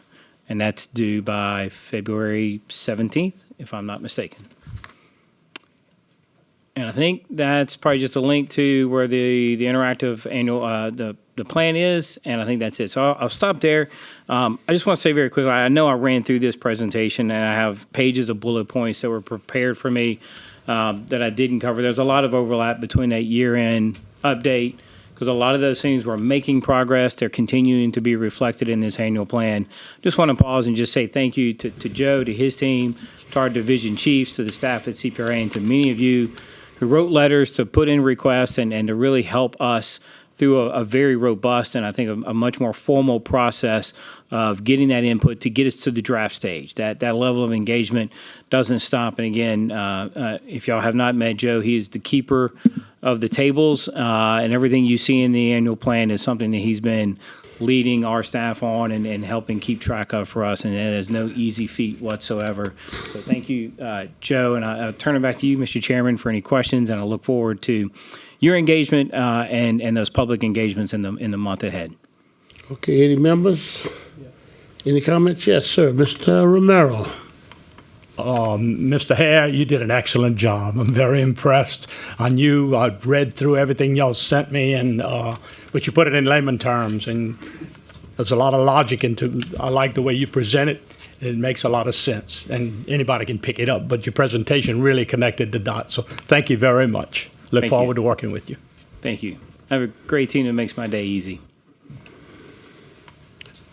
Okay, and any other members? Yes, sir. Secretary Davidson. Thank you for the presentation. I want to go back to, I guess it was a fourth slide, the Go Mesa revenue expenditure projections. You have 373 million there. Is that number just based on what the previous cap was in terms of combining all of the revenue for the Gulf states? I'll make a statement and I'll ask Joe to clarify anything here. So 373 is an expression of what we think we will spend of Go Mesa funding. That is not what we will receive this year. So it is a reflection of the increased cap that we're expecting next April of 2028 that will feed it, or sorry, 2027 that will feed into this annual plan, plus all the previous years of Go Mesa that's tied to a project that's moving forward to be expended. So this is not 373 received by us, but rather an expression of what we can spend in a given year. Is that the safest way to say? Sure, yes. Good morning, Joe Weibel, CPRA Project Management. As Michael said, the 160 million-ish is the amount that we're expecting in new revenue. That is fully allocated in the annual plan, but the majority of the funds that you'll see in this annual plan are actually a carry forward from prior year allocations. Got it. Okay, that's what I thought. And honestly, I think you're lowballing yourself there because we have lease sale going on right now in New Orleans, where you've had companies that previously haven't been involved in Gulf exploration in a long time have showed up with their checkbooks ready to go. And what we're expecting is a significant amount of bidding coming in on this lease sale because it's our first one in a very long time, right? And so I just wanted to highlight that. You know, I think that moving forward, we're going to see a lot more investment coming from Go Mesa. If you base it on, you know, the percentages or how it was allocated in the previous year, we received roughly 42% of the revenue that was issued to Gulf states. If you add that to the cap, and that doesn't include any new production coming on in 10 years, you know, we're looking at somewhere around $204 million, $204.75 million. And then you also add the fact that we're adding 15,000 blocks from the Gulf of Mexico or Gulf of America into this lease sale with the plan to have a new 5-year plan that will add 7 new areas, hopefully in the Eastern Gulf. So continuing to drive that investment in the Gulf. And so it's a good opportunity for us. I think, you know, moving forward, we've always talked about how Go Mesa revenues are not necessarily enough to do a lot of the things that we want to do or that we should be able to do. But looking at what we have going on right now and the incentives that we've seen from the federal government to invest in the Gulf again, I think we're going to see a positive benefit from this lease sale and the next one coming up in March. Yes, I appreciate that comment. I'll say that we do work with LSU. We work with others to look at that forecasting and come up with those projections. And yes, by nature, I am probably a little bit conservative because at the end of the day, if something comes in under a projection that's 15 months from now, I've got to go reset expectations with the community where we don't have the money necessarily to deliver on the promise we've made. And so maybe we've been a little conservative as we look to this new cap and bumping up. But I would love to be able to go back to JLCB to say they overdid it. They gave us more money and I need more authority to spend. So I think that's the better problem to have. And I appreciate your leadership, the governor's leadership, and certainly the administration on trying to incentivize as much production out there. This is the most stable, what I'll say, productive source of funding. We are fortunate, and I appreciate the confidence people have in us to give us settlement dollars, disaster dollars. But at the end of the day, I really want stable funding coming in here from a healthy, productive economy. And I think that's what you're speaking to. And I look forward to those maybe over projection or, you know, over realization of what we may have been too conservative on. Yeah, definitely. And I agree with you. Under promise, over perform, right? So we want to make sure that we're setting expectations where we can, but when we do see positive benefit and going above that mark, you know, make sure that we are able to execute. So looking forward to it. Secretary Davidson from the chair, that's very good news. And Even though we're reflecting a $1.2 billion budget, you got to remember with the termination of the Barrett area last year, we had $576 million in the budget from last year. That's why you saw a higher budget. But so what happens to that money? We have more funds available for all these projects he just went over, these land bridges, Barry Islands, et cetera, that we're going to be moving forward expeditiously. So even though the budget is lower than what it was last year, that's taking into consideration of that money's taken out for the Barataria diversion, which puts a big influx of funds available for all our projects. So I wanted to make the public aware of that. And with that, is there any other questions, comments? Mr. Dowgle. As the board member from the Chafalaya Basin area, I want to thank you for the public outreach that you do, and that we allow all the people in the area to participate. And I think that's important, that they have this open door to come in and participate in. There's many opportunities, Thibodeau, Jefferson, Abbeville, and then of course the virtual. So there's many opportunities for the outside people to participate, and I want to thank you for that, because we need to keep the door open to those people. Thank you, sir. Okay. Absolutely, it's required by law, and I think at the end of the day, it makes us better. It makes us a stronger agency. And on a personal note, I really enjoy them. I like listening to people. I like engaging with them. I like learning, and often even the ones that might be a little feisty and a little bit aggravated with us about something, I usually leave more invigorated. So I appreciate those opportunities, and I want to just thank Brian's entire team again for their commitment to it. They do a great job, and I've always enjoyed the ones I've gone to. And from the chair again, I'd like to thank Director Hare and Brian and everyone involved on the putting this plan together. And I also want to thank the parish presidents, the levy boards, the port directors, and levy board presidents, directors, and the input of the engineers, all the engineers of record. That we use numerous engineers, and we've really come up with a robust plan to really move forward in Louisiana from east to west. No parish was left out.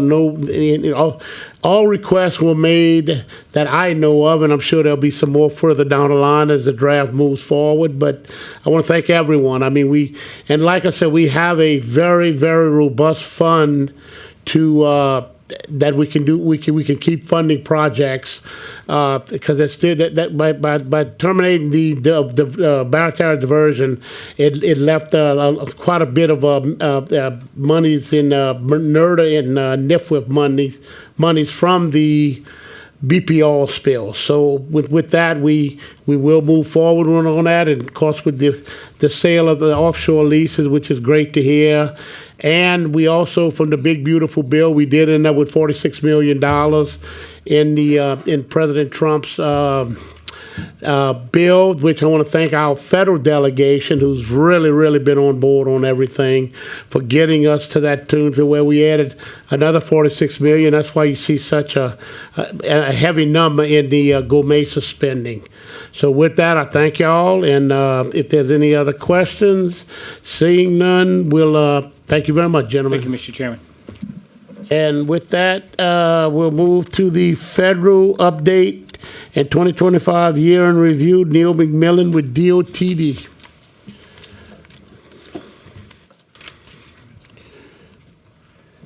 Good morning. Pleasure to be here, and great segue, Chairman Dove, about the new funding. So wanted to take this opportunity to look at what we accomplished this year federally, but also what's coming up next year that could be a really impactful time for coastal.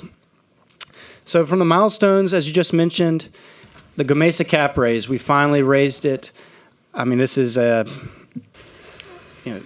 almost decades-long effort really to get more of a fair share, and hopefully, as Secretary Davidson said, with this new momentum in offshore leasing, that could further justify sustaining the communities that support that as a win-win for the Treasury and for our coastal program.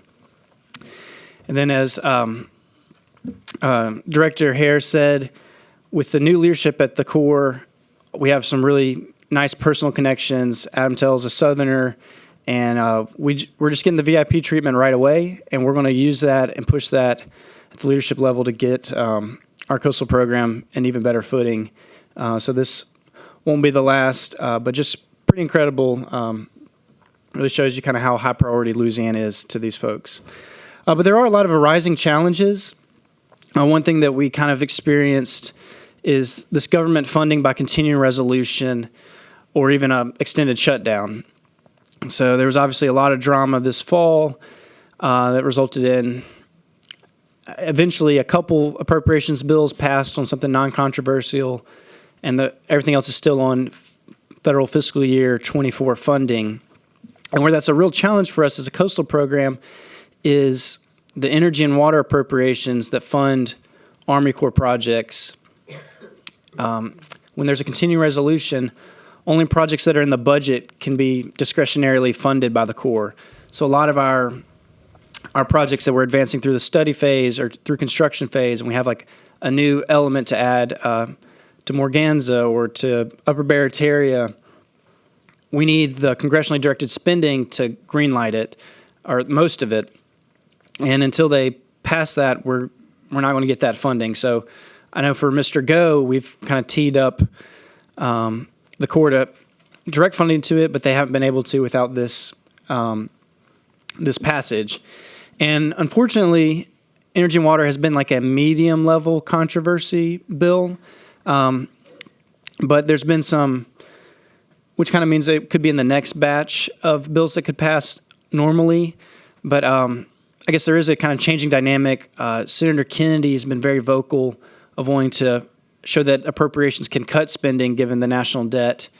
He's a chairman over this bill.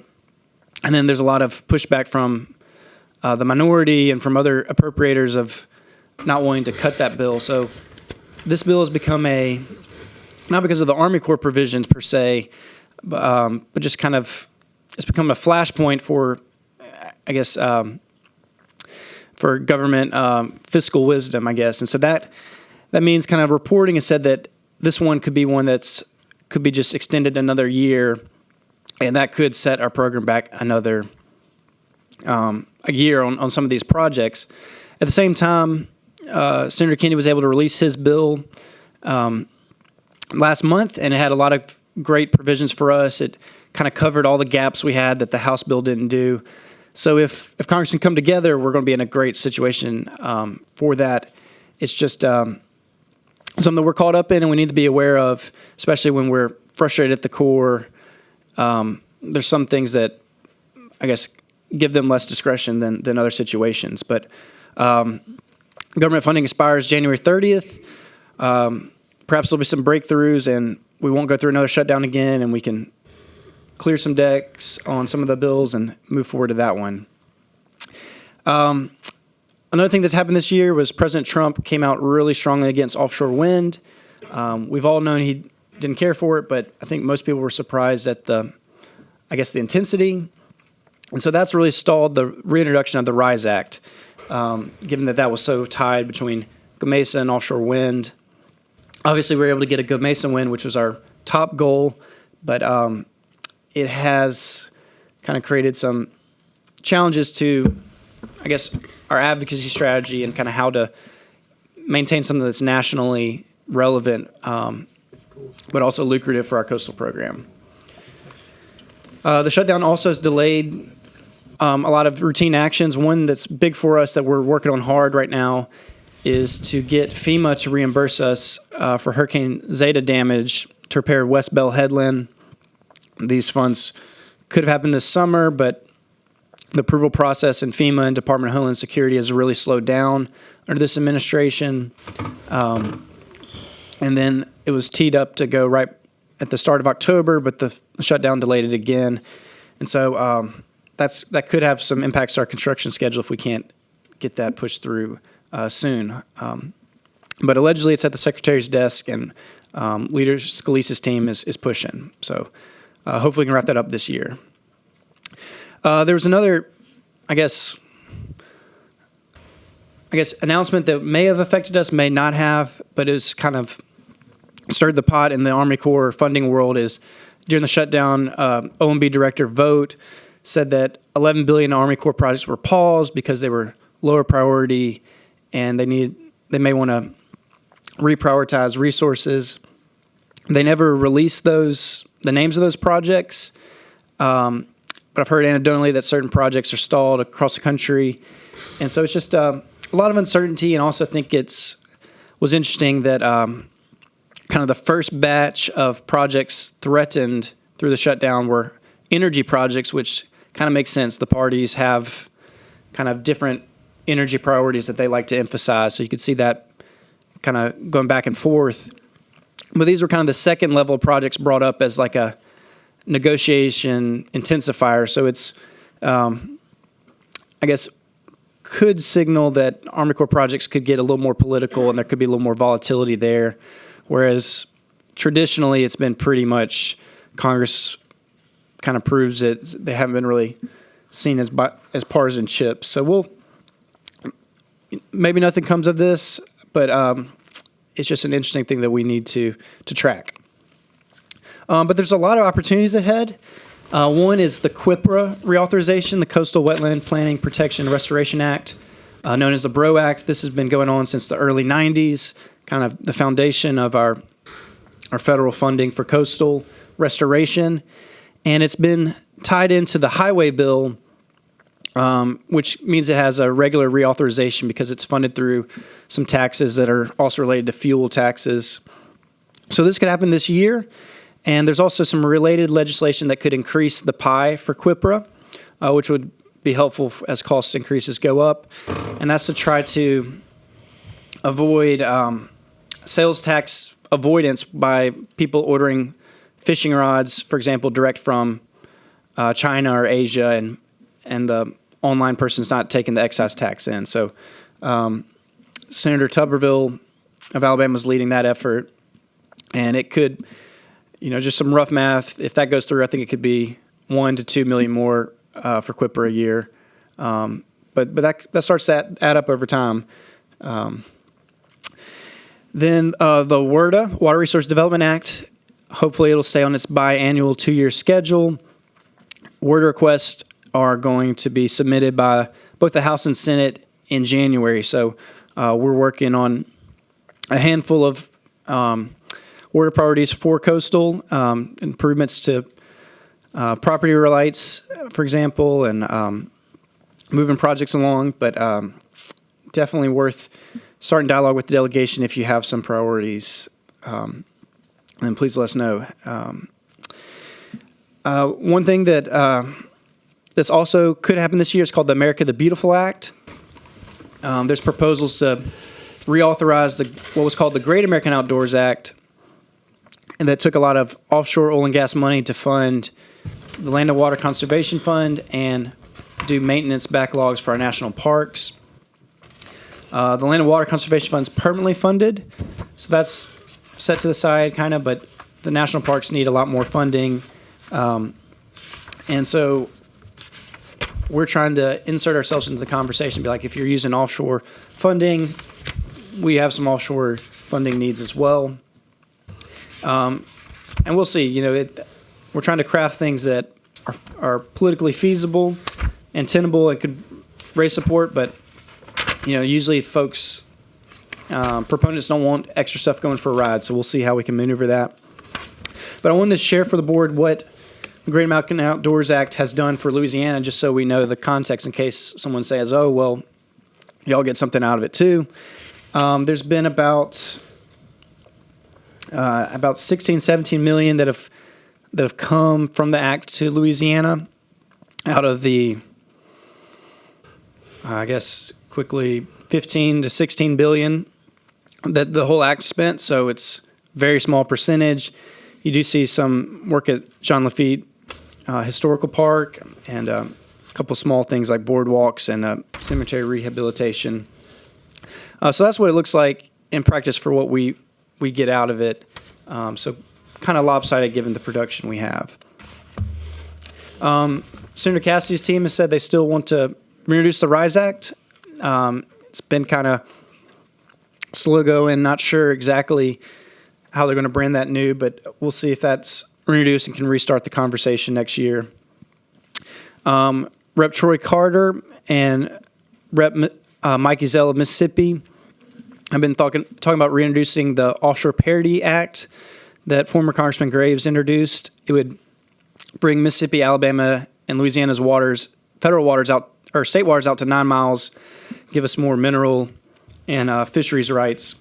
So maybe that conversation can be restarted. Something that, Louisiana, I think, could take a good bit of advantage of. And then one new bill that, I think is pretty exciting potential for us to solve one of the funding challenges we have, which is our coastal projects are rarely put in the president's budget for the Army Corps. This rep from New Jersey wants to create a trust fund similar to the Harbor Maintenance Trust Fund for the coastal projects that the Corps does. So this would fund the federal cost share and create kind of a budget for it. Now, of course, the Harbor Maintenance Trust Fund has a tax, and it's kind of user pays, and it has some logic to it. This proposal, similar to the other bill we just talked about, wants to tap into that offshore energy revenue as well. So, there's probably some pros and cons to that, but almost all, or I think all of our coastal projects, our levee projects, could be eligible for this type of funding. So maybe that's it's another way to get some advantage out of our great production offshore, should it get some momentum. But that's in the early stages. To do something big, it'd probably take a while and some big effort, but they definitely know with the leadership in the House, they want our involvement, our perspective, and so it's something we should probably have conversations with our delegation and kind of see what's strategically prudent in my estimation. And then lastly, permitting reform is a big topic still, and there is some more bipartisan efforts going on, that's always helpful on the tenable side, and that's something that CPRA, CNE, Department of Environmental Quality, and LED have signed a letter in support of this SPEED Act, which is kind of the premier effort. It's also led by Chairman Westerman, who's come to Louisiana a good bit. He's from South Arkansas, and he's also kind of one of our key people on the Gomesa front. So it's good to see us support his permitting efforts for both the permitting and for the other relationship building. And so with that, would happy to answer questions and be of service. Thank you very much, Mr. McMillan. With that, very informative, and thank you for all the information. Are there any comments from the board? Any comments? Yes, Senator Secretary Bosworth. Maybe one day.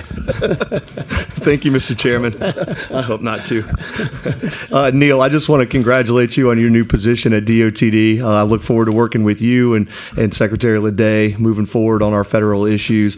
And most of all, when it comes to lifting the cap on Gomesa, I want to thank you for your leadership in the Shores Coalition. I know I walked the Hill with a lot of individuals in this room over the last few years to try to advocate for Louisiana's fair share of oil and gas revenue. I know you scheduled those meetings with members of Congress from around the country, along with our friend Ms. Leday in the back over there. So I just want to commend you on your leadership, and it's nice to see the fruits of those labors pay off. Thank you so much. It's awesome. It's going to be really exciting this spring when CPRA gets that bigger check, and that's really realized. But it's such a great cause to advocate for. It's been awesome. I hope to continue to help. So thank you. Okay, and Secretary Davidson. Okay. At risk of sending Chad down a death spiral right now. This sounds awesome. when you talk about the Sportfish and Boating Trust Fund, and adding different sorts of products to that tax list, one of the big ones that has been talked about for a very long time, we talked about it when we were both on the Hill, is kayaks. and kayaks are not a part of that. And so it's really important that we understand there's a significant amount of recreational equipment that is not paying into that trust fund.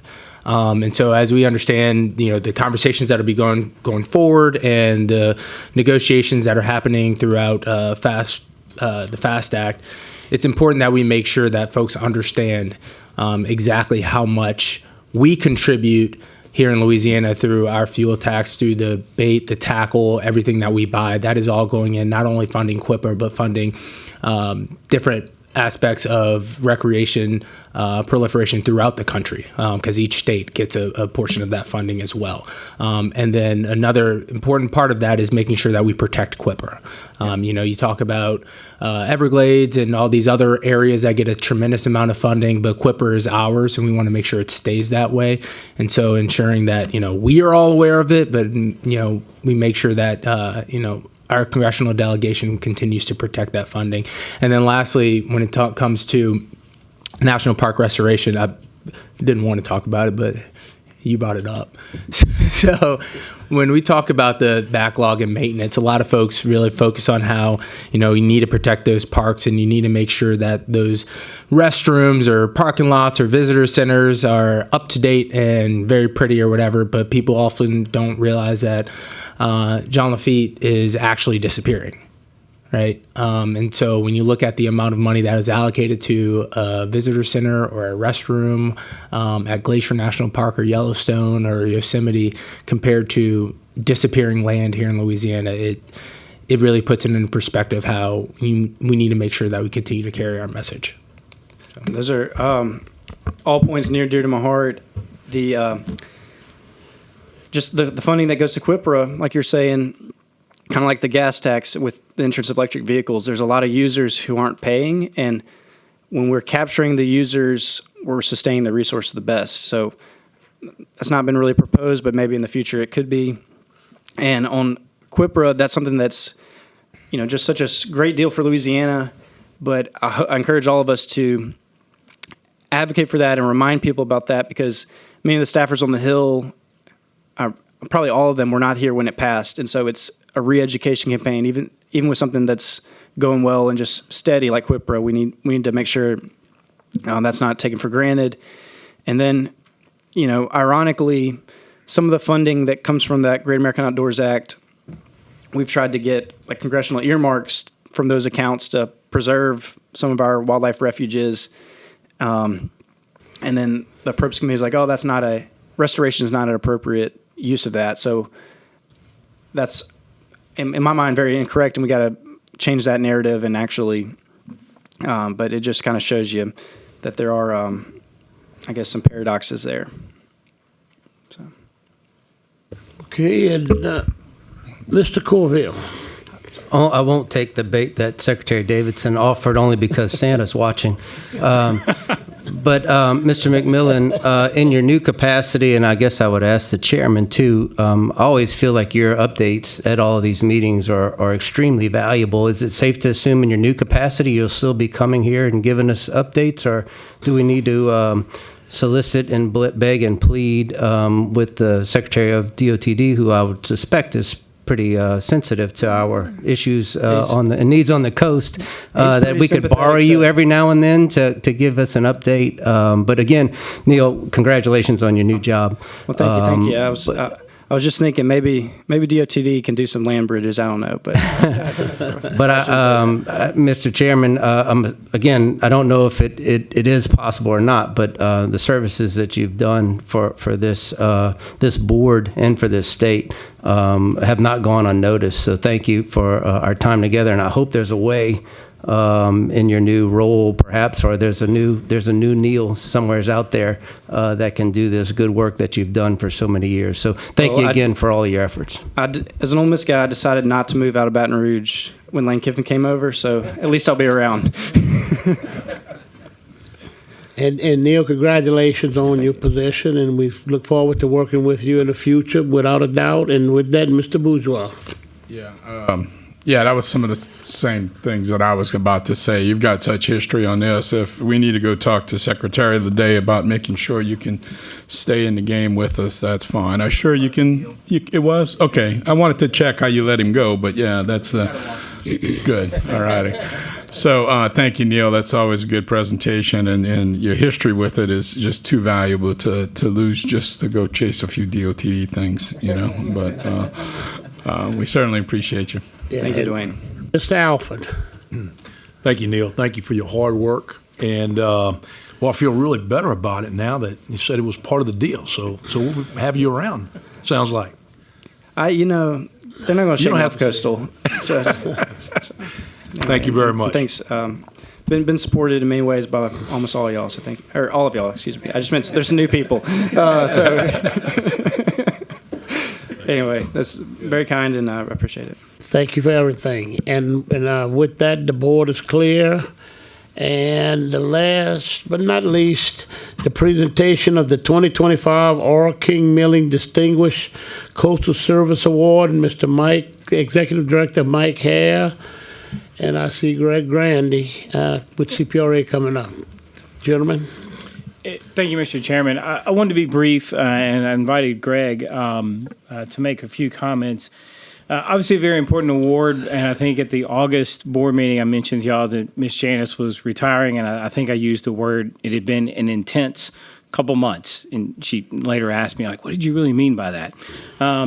It was a real pleasure. I did not have a long enough time to work with her, but I will tell you in the few months that I did have with her, I mentioned this earlier on, she was very quick to educate me on the fact that our dollars are project focused. And I think too often we don't look at a CFO and we don't look at the department that they run and think about culture. But I see culture in everything that she did, from the policies, the processes, the people she trained. She created the culture at CPRA that has allowed the other 150 or so employees and all of our partners to realize the benefit of the money we've received and how we can tie it directly to projects. And I think without someone that was in her unique position from day one, for as long as she was there, that culture, that focus, and that commitment to our coast would not exist in the way that we are benefiting from it today. So my words will fall short in truly capturing her career and her history here. So I've asked Mr. Grandy to say a few words. Mr. Grandy. I'll also say my words are also going to fall short. But Mr. Chairman, members of the board, my name is Greg Grandy. I'm a Coastal Resources Administrator with the Louisiana CPRA. It's a pleasure to be here today to honor a most deserving colleague. In 2022, the CPRA board unanimously approved a resolution creating the R. King Milling Award to be presented annually to recognize an individual who epitomized King Milling's unwavering support for the state's coastal program. Past recipients of this award include Mark Wingate and last year Senator Reggie Dupree.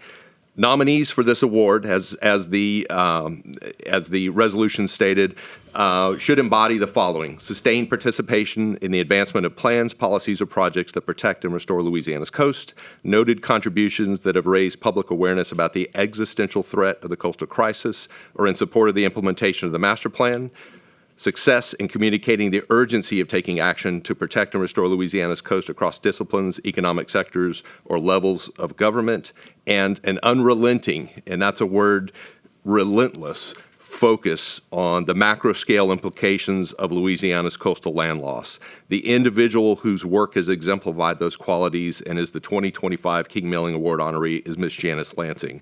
From February of 2010 through August of 2025, she served as the CFO at CPRA.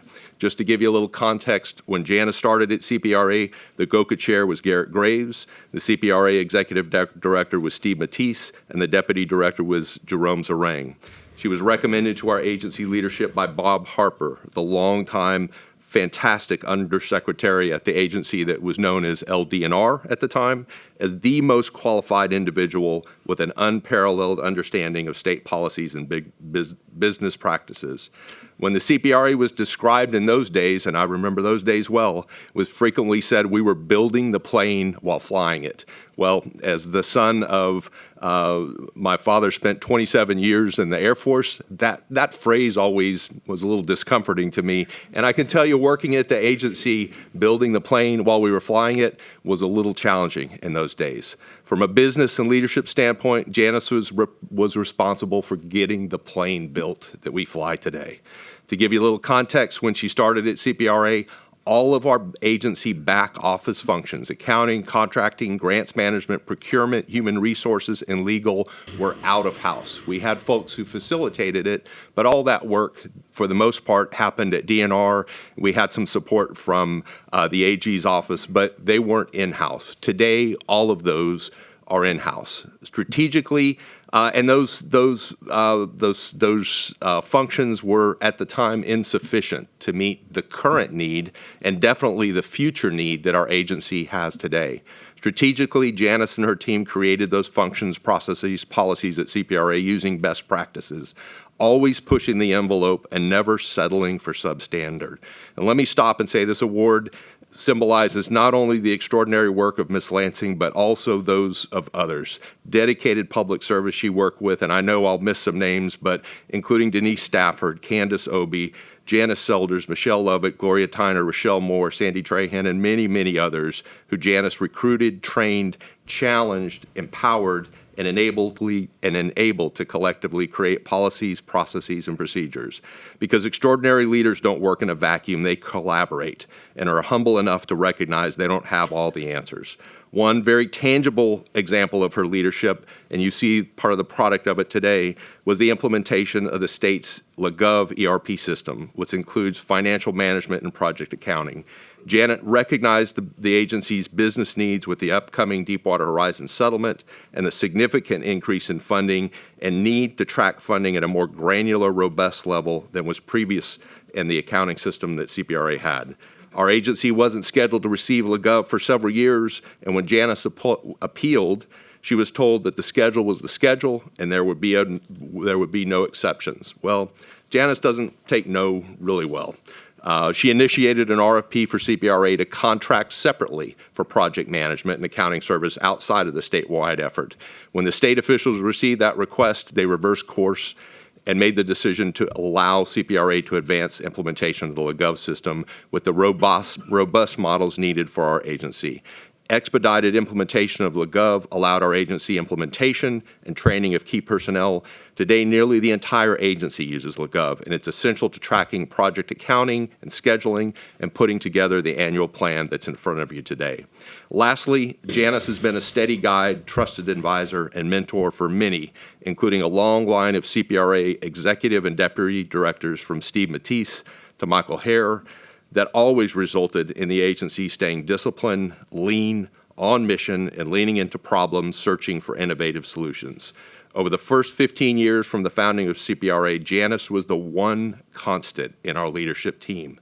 She provided continuity and that invisible hand that steered our agency cleared of scandal and impropriety. Janet Lansing is the rock that our agency was built on. Failed to deliver a line there, Michael. At this time, I'd like to invite Ms. Lansing to join Michael Hare in the front of the room to receive the R. King Milling Award and ask everyone in attendance to join me in a round of applause.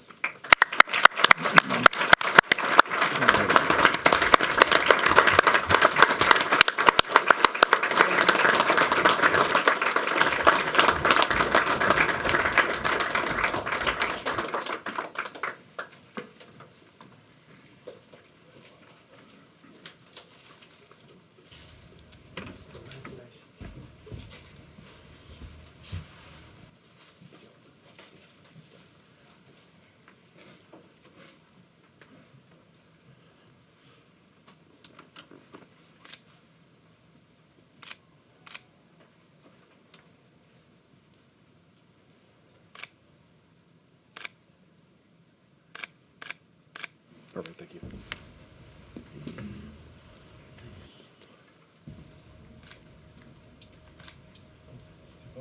Oh, you wasn't finished. No. I was done. I was just picking up a few. All right. Would you like those? Oh, yes, we do.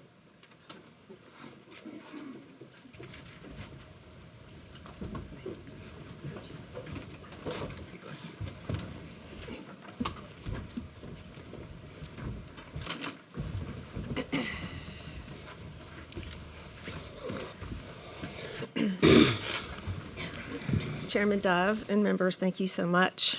And if you will indulge me for just a few minutes, it's been a long meeting for you already, but I will keep this brief. And as others have said, there is nothing I can say today that will do justice to how I really feel and for this agency and the people that I have worked with. To say I'm shocked would be an understatement. I'll have to tell you that. I'm not used to being in this position. I just work hard and I shoot for results, and that's my thanks. But to simply just say thank you and walk away just would seem so insufficient to me. So I would like to just make a few comments. But I will say thank you. Thank you to the folks that nominated me. Thank you for selecting me.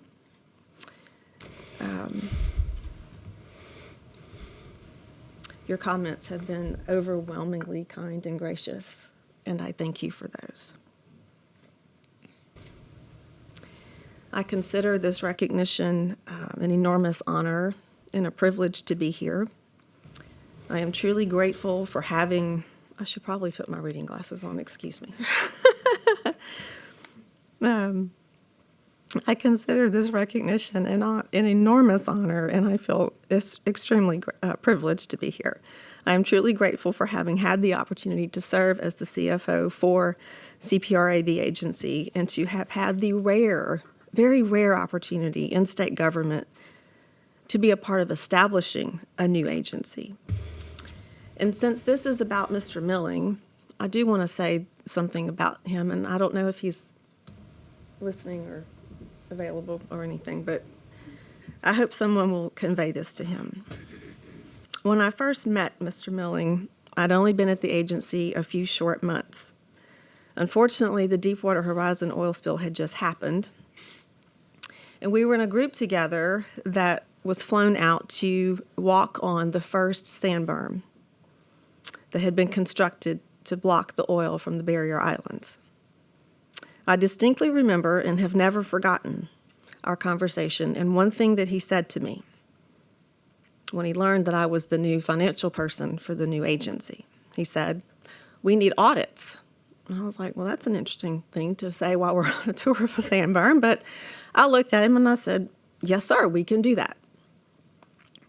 Little did Mr. Milling know he was speaking my language, because not too many people value the audit process, but it is necessary. And I could not have been more pleased that day.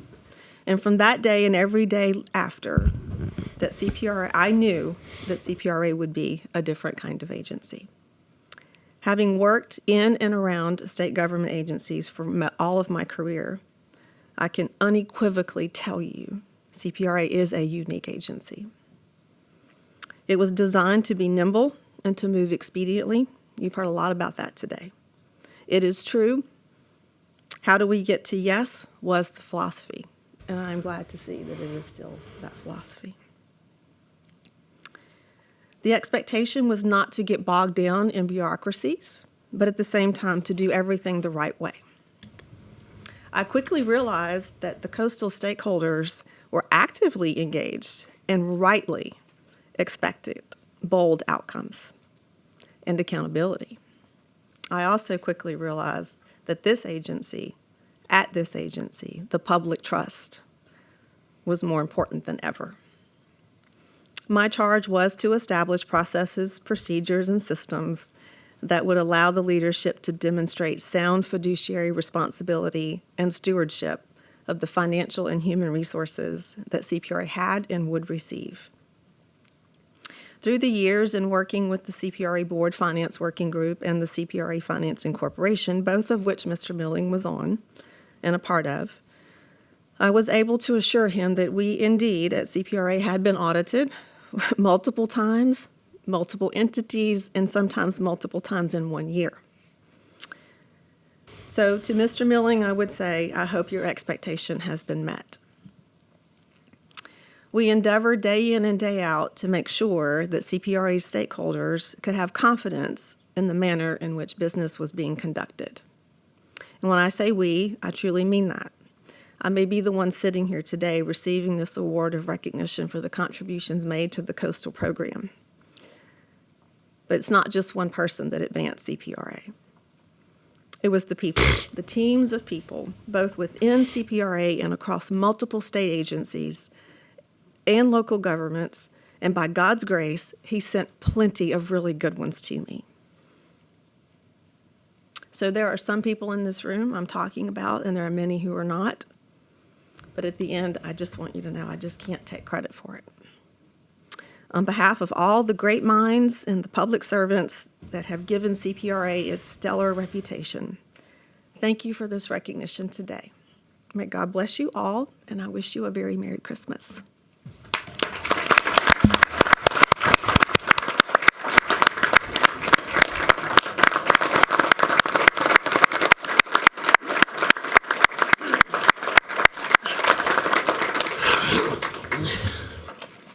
And Janice, and Ms. Lansing, on behalf of the Governor Jeff Landry, myself, the board, CPRA, and the people of Louisiana, thank you for your years and your service and the fiscal responsibility that you put and you bestowed upon CPRA to follow the budget and follow the dollar. And I've worked with you indirectly and directly since you've been in office. It's been an honor and a pleasure, and I wish you well in wherever you go from here. I understand you can still work with us somewhat on part-time, and we look forward to it. So thank you very much, and Louisiana is forever appreciative for you getting Louisiana to the point where we at, because like a lot of people don't realize, the money's where it's at. I mean, we get the projects out, but you had to make the money happen, and everybody walks up to you and wants the magic hat and pull the money out. Well, you do pretty good pulling money out now, I'll give you that much. So thank you very much. We wouldn't be where we were at. Thank you, and it's been an honor and a pleasure to work with you, and I wish you a Merry Christmas and a very happy life. Thank you so much. And with the board being clear, thank you very, very much, and God bless you and your family. Thank you, sir. Same to you. And with that, we have a public comment. We probably have Mr. Doug Daig, Louisiana Hypoxia Working Group. And is there another one? Okay. Yes. Mr. Doug Daig. Thank you. I'm Doug Daigle. I'm the coordinator of the Louisiana Hypoxia Working Group. We're a monthly forum housed at LSU. And I wanted to just add a couple of pieces of good news to the other good news we've heard today. Our participation in the Gulf Hypoxia Action Plan, it's on two levels, really. There's the basin level, the big Mississippi-Ohio River basin level, and then the in-state level. So on the basin level, we are, like the other states involved, being helped by something called the Gulf Hypoxia Program, and that was created with funds from the infrastructure bill back in 2022 from a provision that Senator Cassidy sponsored, and that directed funds to these 12 states that are involved in this to work on their activities to help the Hypoxia Action Plan. And even though that plan's been in place since 2001, that is the first direct funding from Congress to those states for that purpose. And it was funded for 5 years through FY26. So the question comes up, what next? We certainly would like to see it continued. And I have forwarded to you all letter that was circulated by the Mississippi River Basin Association, which are the 5 states up at the top of the system, and they got a broad sign-on from a lot of groups across various sectors, including a lot of agricultural organizations, to say that they support that program, they want to see the funding continued, and they have delivered that letter to the appropriate committee chairs in Congress. So that's some good news. It shows we have a lot of allies and partners upriver willing to work with us. So, as I said, I have conveyed that letter for you all to get a copy. And then on the in-state level, you may remember that in the past legislative session, the regular session, concurrent resolution was passed that made some recommendations for improving and enhancing our participation in this Gulf Hypoxia Action Plan. And so one of the parts of that was it called upon the House and Senate Natural Resources committees to play a more active role. And so tomorrow afternoon, they're actually having a joint meeting together, largely thanks to Representative Orgeron, who has taken this on as a key sponsor. And that's going to be at 3 o'clock tomorrow. So I'm planning to be there, and that's good news because that shows that on the in-state level, we also have some new efforts happening to help us improve what we're doing. And with that, I'm happy to answer any questions.